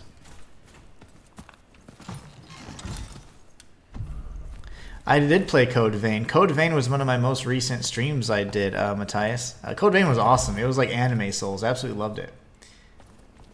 There were some parts that were kind of janky. Like some of the boss fights were cheap as hell. Even like if you're totally leveled up and stuff. But I liked it. Especially the aesthetic and the style. One of my favorites. I'm sorry if I missed some lives and the game destroys your save file. Yeah, the save files were destroyed, Raphael. It made me so upset. I was so upset about that. It has really, really ruined the experience, in my opinion. Having 2 files corrupted, that's unexcusable, in my opinion. Inexcusable. Okay, so now we've obtained the lore from this area. There's going to be a bro over here we can take out. He won't be of much consequence, especially if we miss our attack like that. You want to lull him into like a sense of like security where he thinks like, I might have a chance. And then you just do this to his face. Then we have the dog that's going to explode in our face as well. There you go. Now, we have the boss fight up here. There's not going to be any lore entries, but we do have this gatekeeper. As soon as we trigger the unraveling and finishing move, it'll die. So come on, buddy. This is like the Fatro version.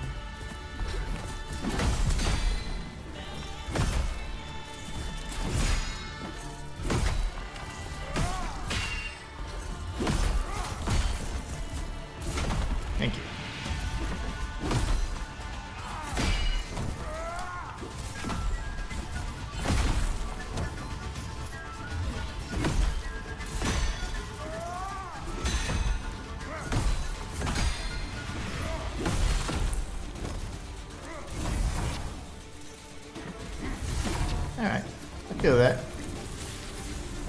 He's gonna do his little Kamehameha thing. He can do a running attack here.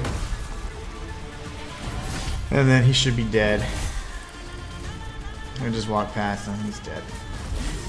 Okay, so now that he's dead, we're gonna go to grab the lore. This lore is gonna be important for a little bit later. This here is gonna be part of Letho's quest line. And then we're gonna make our way up. This is a tower here. Pulcinella will try and like say stuff and be witty, but I accidentally like always skip past him on accident. What a farce! And he's not going to say anything else. Okay, whatever. Goodbye, my friend.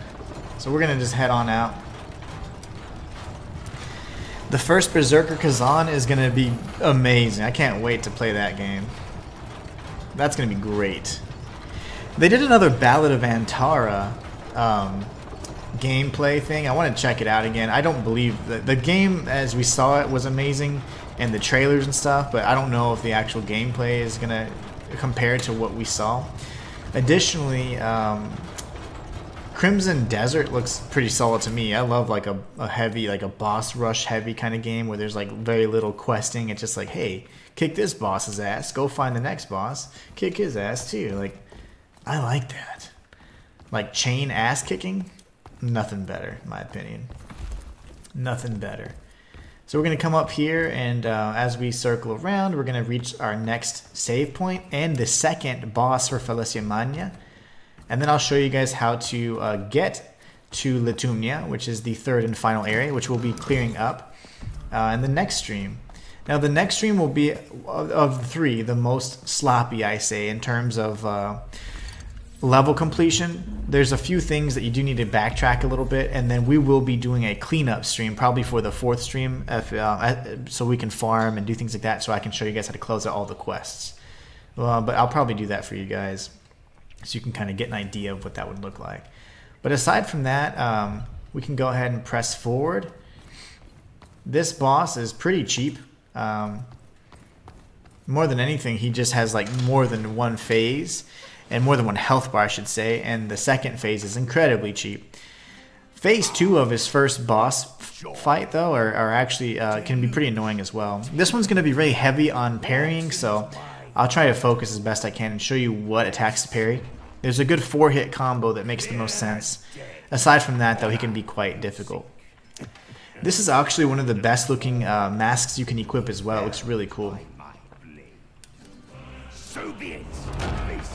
Yeah, apparently there's a PlayStation State of Play going on today where they're announcing 20 games or whatnot. But we'll see. I'm sure first Berserker Kazan will be great, though. I'm sure everybody, all the Souls fans, the people that started Elden Ring as their first Souls game, those kids will probably have lots of opinions, as they do. But it doesn't matter. I don't listen to them anyways.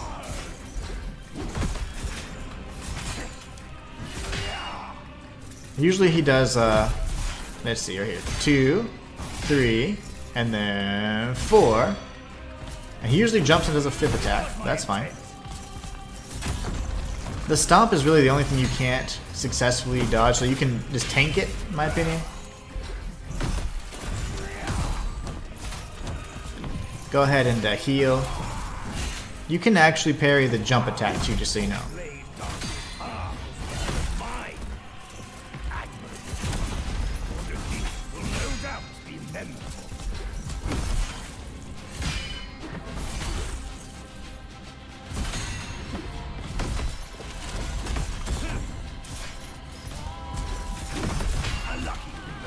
Alright, now that we got the parry off, we can go ahead and kick his ass.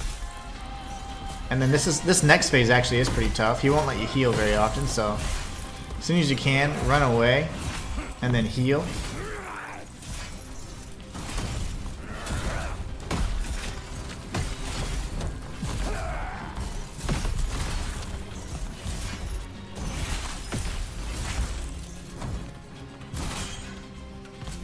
We'll hit him and then this phase 1's dead. We can go ahead and top off our heals.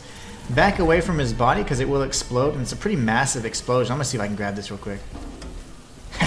Cobblestone, what a jerk.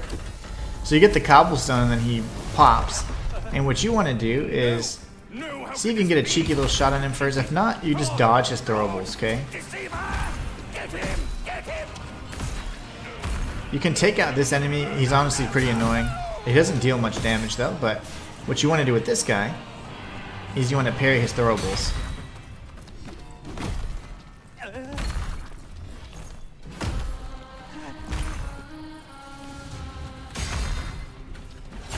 So whenever the second enemy appears, the suit of armor, just take it out like so. And then wait for his little ass.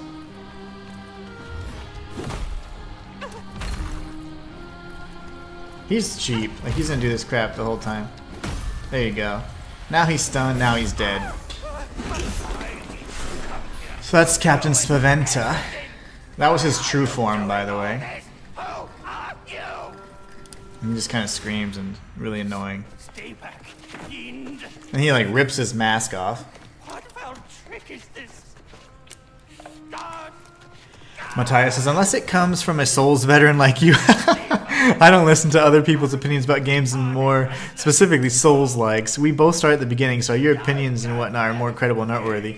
We both start from the beginning, man. Demon Souls, man. Like, everyone always talks about Dark Souls. It's like, yeah, but Demon Souls? Like, Dark Souls has been out for 15 years. Demon Souls closer to 20 at this point. I mean, 3 years, right? So 18-ish years. I mean, it's insane. But yeah, this boss was a jerk. Dude, I remember when you first found out he had a second face, took everyone... Yeah, he exploded right in my face. I was like, oh yeah, and that's the boss. And boom, he blasted my face off. That was insane. I actually really thought that was hilarious. Well, anyways, now we've defeated another actor. So now we can walk out here. We got Captain Spaventa's role. I really do enjoy his mask. It looks really nice. Great is my surprise. There he is. 'Twas not a duplicity. So we can just agree, and then we're gonna go to Pulcinella's. I'm sorry, we're gonna go to Latumnia. Mausoleum of madness. Uh-oh. Okay, I thought it froze on me. Pantalone. That means pants in Spanish. Okay, so now we're gonna go to here. We're gonna level up as much as we can, and then we're gonna be facing off with what my good pal Matthias calls the what was it? The Mario Poison Mario, I think is what his name was.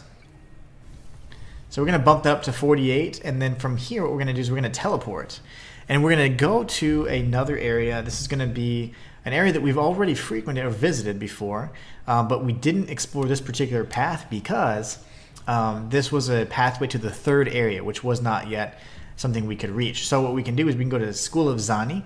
School of Zani is in the first Quinta, the main area. And what we're going to do is we're going to backtrack from this particular area. Remember that most of the NPCs at this point are going to have, you know, certain things that you can interact with. So what we're going to do is real quick, since we have time, we're going to communicate with each of the NPCs here, because that will actually allow us to trigger some key sequences in part 3 or Latumnia. So what we're going to do is we're going to run down here, and we're going to be speaking with Mecenate, and then we're going to be speaking with Maya. Remember, Maya was the one that we, the boss we defeated after facing off with the Red Prior at the end of the first episode. So at the end of Quinta, you go to like a sunken monastery area, and that's where you end up facing off with Maya. But we're going to go this way first, speak with Mecenate, and then we will speak with Maya next. You need to speak with Maya because she's going to kind of contemplate her duality of goddess of life and death, and she's going to reference something about fertile soil, and that means you can then get a seed item that would normally be unobtainable. We're going to give him the coin we just got from our friend, the Capitan Spaventa. So the coin of greed is what you got from the end of that last fight. So he's going to think about his life a little bit. Alright. Our friend. Now we can go ahead and, at this point, if you wanted to, you could buy certain items. They're going to be different weapons and stuff you can equip, parry gems, new lines, all kinds of good stuff, even upgrade materials, so really good stuff. But most importantly that you'll see is that he does have the Harmonia Sap, or Harmonia Amplifier, and the Harmonia Expansion. So you'll be getting like the last few Harmonia upgrades there. Let's go speak with Maya real quick.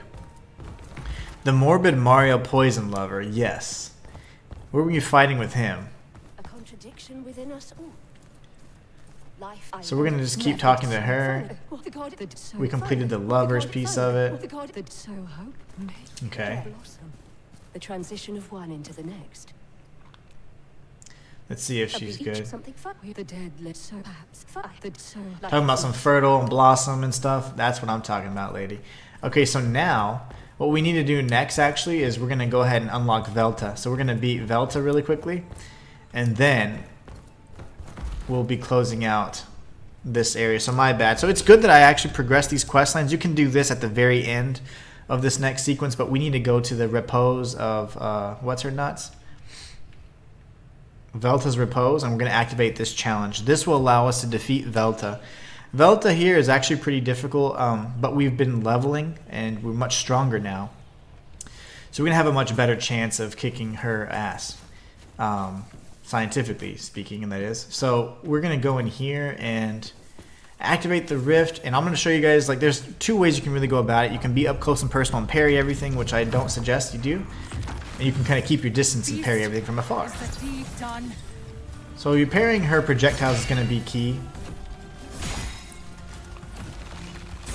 That's going to build up her unraveling meter. She's only got a handful of melee combos. They're all devastating though, but as long as you stay within out of reach, you're fine. So that she does a 2-hit combo. Normally I like to parry that one. Once she flips around and does a spin, then you can go in for the attack.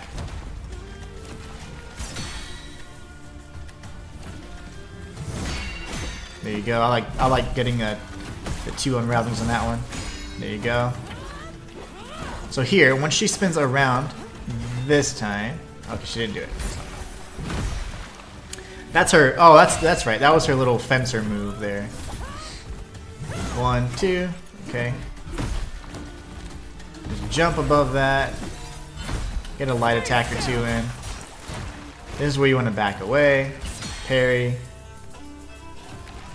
Parry. Parry, parry.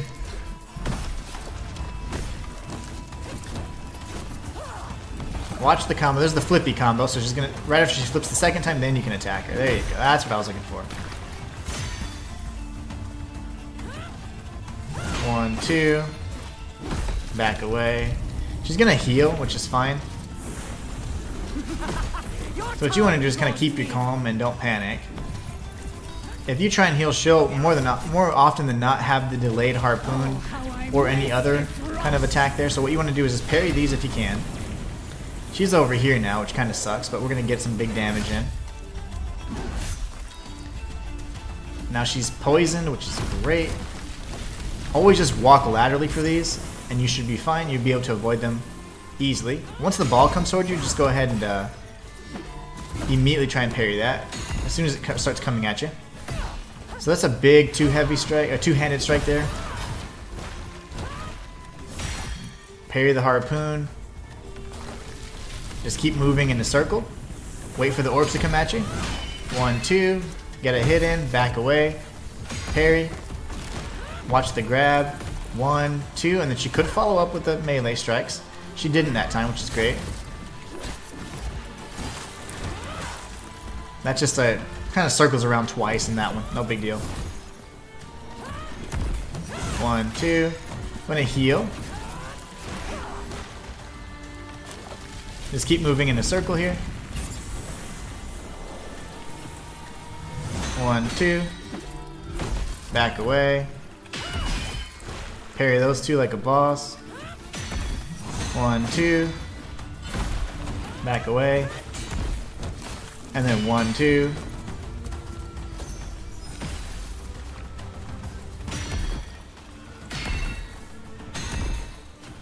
All these are just great opportunities to build up your unravel for her, so it's fine. We can top off our health. Once she does the second flip, you can go in for the attack. I timed that pretty poorly because I wasn't watching her. There you go. Back away. And 3. She does 3 shots there. Just heal again just to be safe.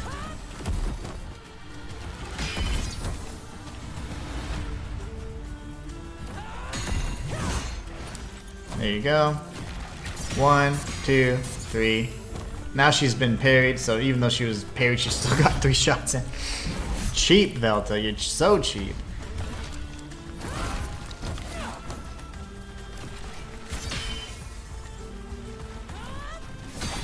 But she's dead. Alright, so now that she's dead, that's the second deity unshackled. We can go ahead and get over to the theater, and we can see what she's got to say. She's pretty mean, so... End it. He's quite mean. You're not. I see. Just know, I will never be subjugated. But you Okay. have piqued my curiosity. I guess Matthias says, I hated that boss. I'm so glad I didn't have to fight her again. Like I said before, she enjoyed getting pleasure but causing me pain. Oh man, if you do it like I just did there though, that's the easiest way. Just keep range, avoid her melee strikes. The first time I fought her, I was trying to parry everything. And you can actually parry every single one of her attacks, but I just prefer parrying the ranged attacks in my opinion. It's just so much more easy. So now we kicked her ass, we can go ahead and level up, and then what we're going to do is we're going to might as well close out all the quest lines and Falesia Magna. So we've already spoken to the Custode. Now we're going to go and make sure we have the Spaventa army mask equipped, and then we can level up and bump this up to 50. Now we're at 50 across the board.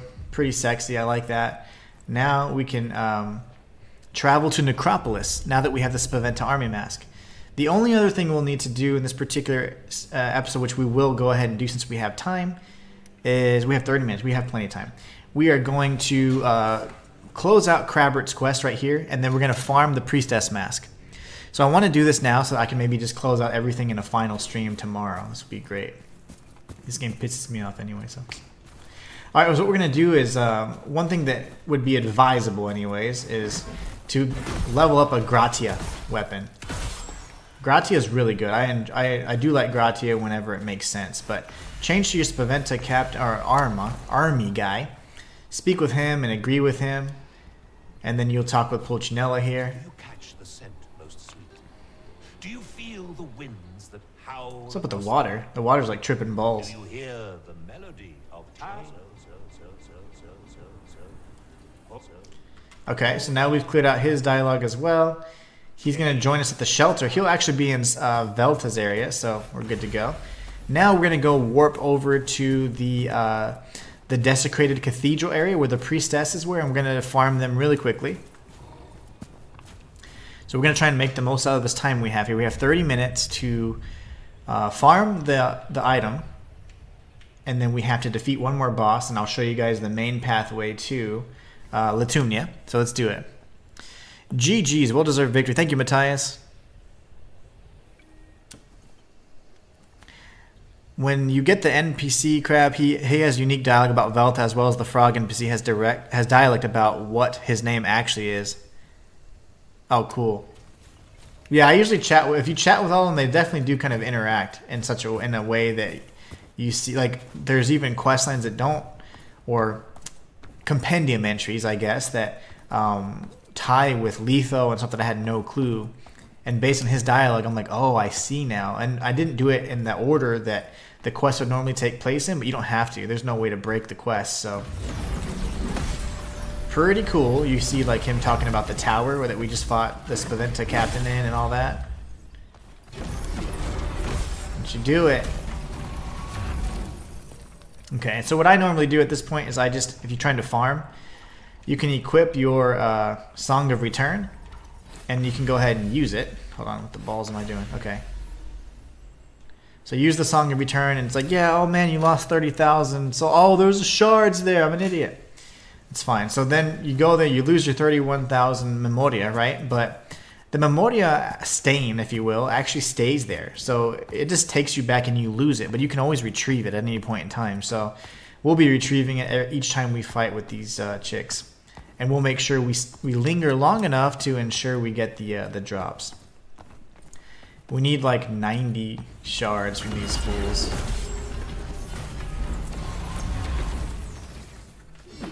Come on, mama. That's what I'm talking about. Okay. Now that everybody's dead, we can continue our farm this way. And once the mask has been formed, we get an indicator. Like there's actually a prompt that says that priestess mask has been, farmed. So the only other mask we'll need to farm will be the gondolier mask, which is first found in Latumnia. So we'll have no further farming to do until the next episode. And the gondolier mask, there's plenty of those enemies around, so farming them is actually quite easy to do.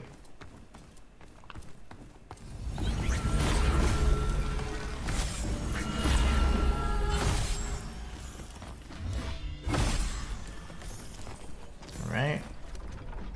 I just want to wait for everything to go away, because I feel like if I'm too hasty, I'll probably break the game or something. So what we're going to do is continue farming. We're getting like 7 to 8 pieces per person, so it's like we're getting about 15 to 20, which is really nice. The third one's usually pretty cheap and stingy, and that's fine. But her other 2 sisters are not. So we'll probably be another 3 to 5 attempts, and then we'll have the priestess mask farmed up. And then we're going to head back to the School of Zani so I can show you the pathway to Latumnia. And then we're in really good shape for tomorrow's stream. Balls! Look at this. The balls, man. Okay. Oh, she's singing. Hitting the high notes there. Okay. Song of Return. And we're just going to keep on keeping on. And you can always check your progress too if you just go into your inventory, go to your key items, and look at the shards you've accumulated. It'll give you a count of how many you have and how many you need. So we could do that, but honestly, if I just do it a few more times, I'm guaranteed to get the mask. So there's no point in wondering if we have 6 left or 30 left. It doesn't matter.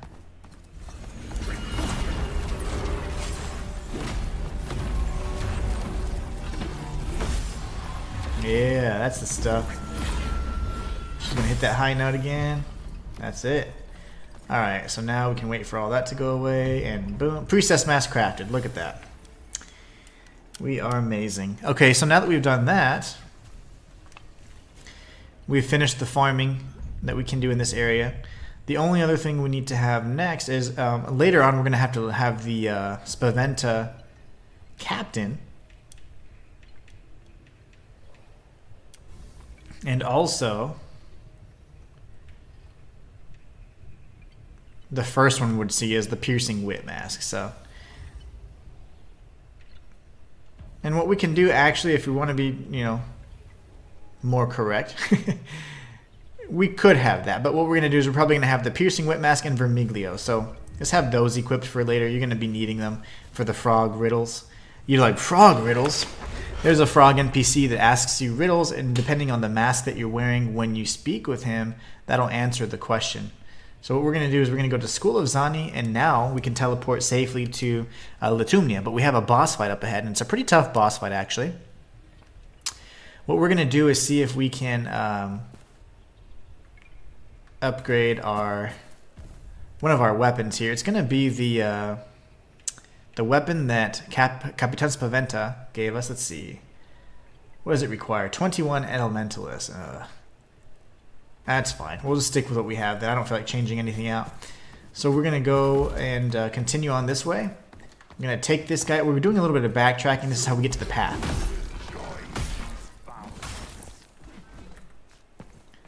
I completely broke my mind there. Okay, there you go. Lovely. So you can just drop down here. It's just not much of a shortcut, but certainly one you can use.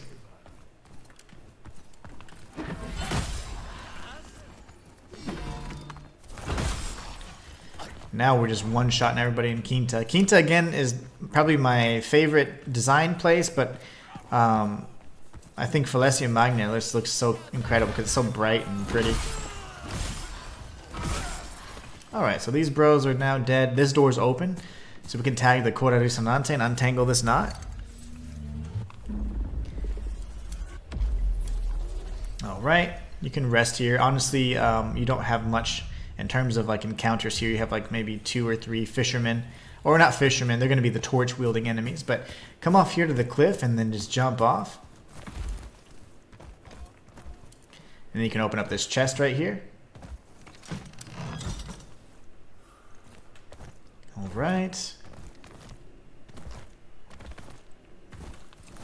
And now we just run past. This doesn't have any loot or anything, can't even get inside of it. And we're going to go down the elevator. And once we arrive at the bottom floor, there's going to be a handful of enemies to take out, and then we'll be facing off with the boss that's guarding the passageway, or pretty much the gondolier, right? To the gondola, I guess is what we call it. Whatever, the little boat. Which I believe is a gondola, right? Isn't that what it is?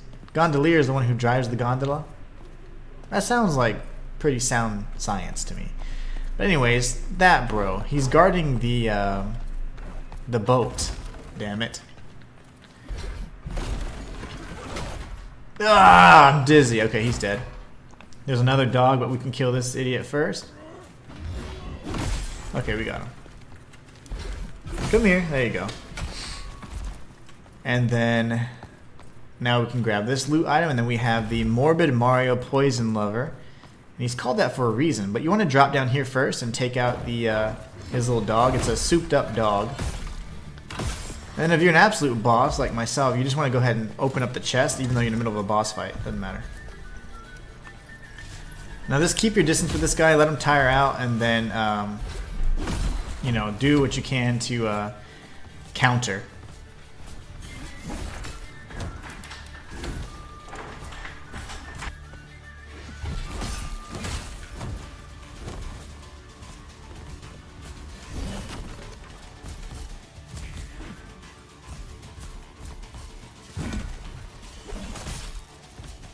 Alright. Let him do his thing.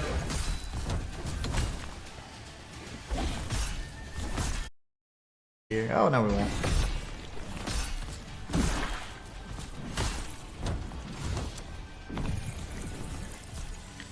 We'll go ahead and get some strikes in here.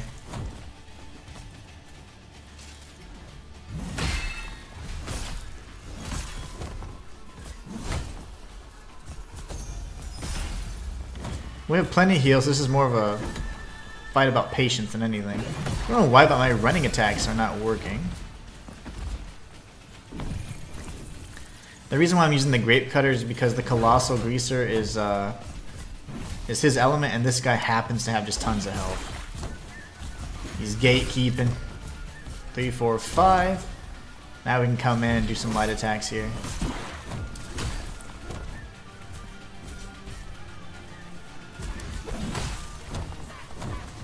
Heal. Remember, at this point we have tons of heals, so there's no worry to just use them all.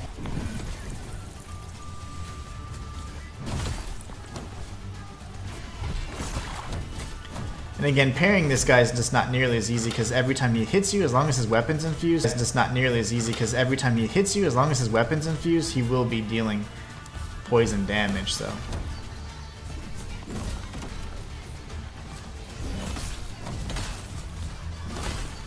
Lovely. And this is a battle of attrition, this one.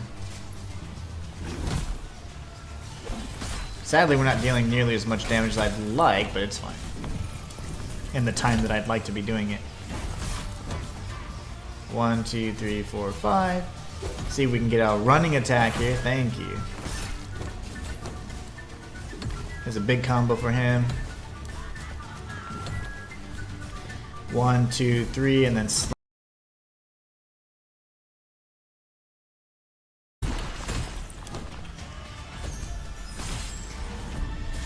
and that's that gatekeeper.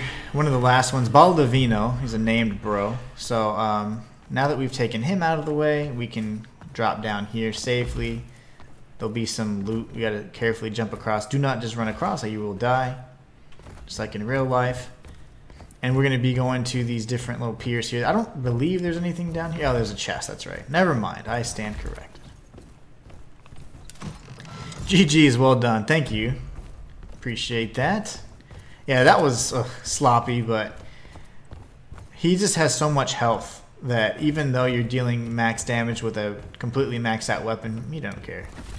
Steadfast as an oak, stern as a ship's bow. Yeah. So defiant the leader is. Yet though So we can talk to him, agree, get a large vitreous blade, and then we can go ahead and teleport. for one with none. Make sure that all the entries and stuff kind of close out before you break the game. And then we can travel to Latumnia. from Latumnia, we're going to be arriving at these docks like instantly. So what you want to do is open up this chest. It's so easy to bypass this and forget it. The Morbid Mario Slayer Killer Poison Lover is no joke. This is the Gondolier enemy, so you want to kill as many of these as possible. The farm will actually be this particular area, so you get used to it. There's going to be a Faunal enemy that has some resistance to your Colossal Greaser, so you can change it to the Grape Cutter if you like to, or not. It doesn't really matter. You still kill him in like 1 to 2 hits. So we can drop down here. Oh, lovely. Alright. The Faunal is like a mage, and he has these range attacks, but I haven't even seen his ass yet. There he is.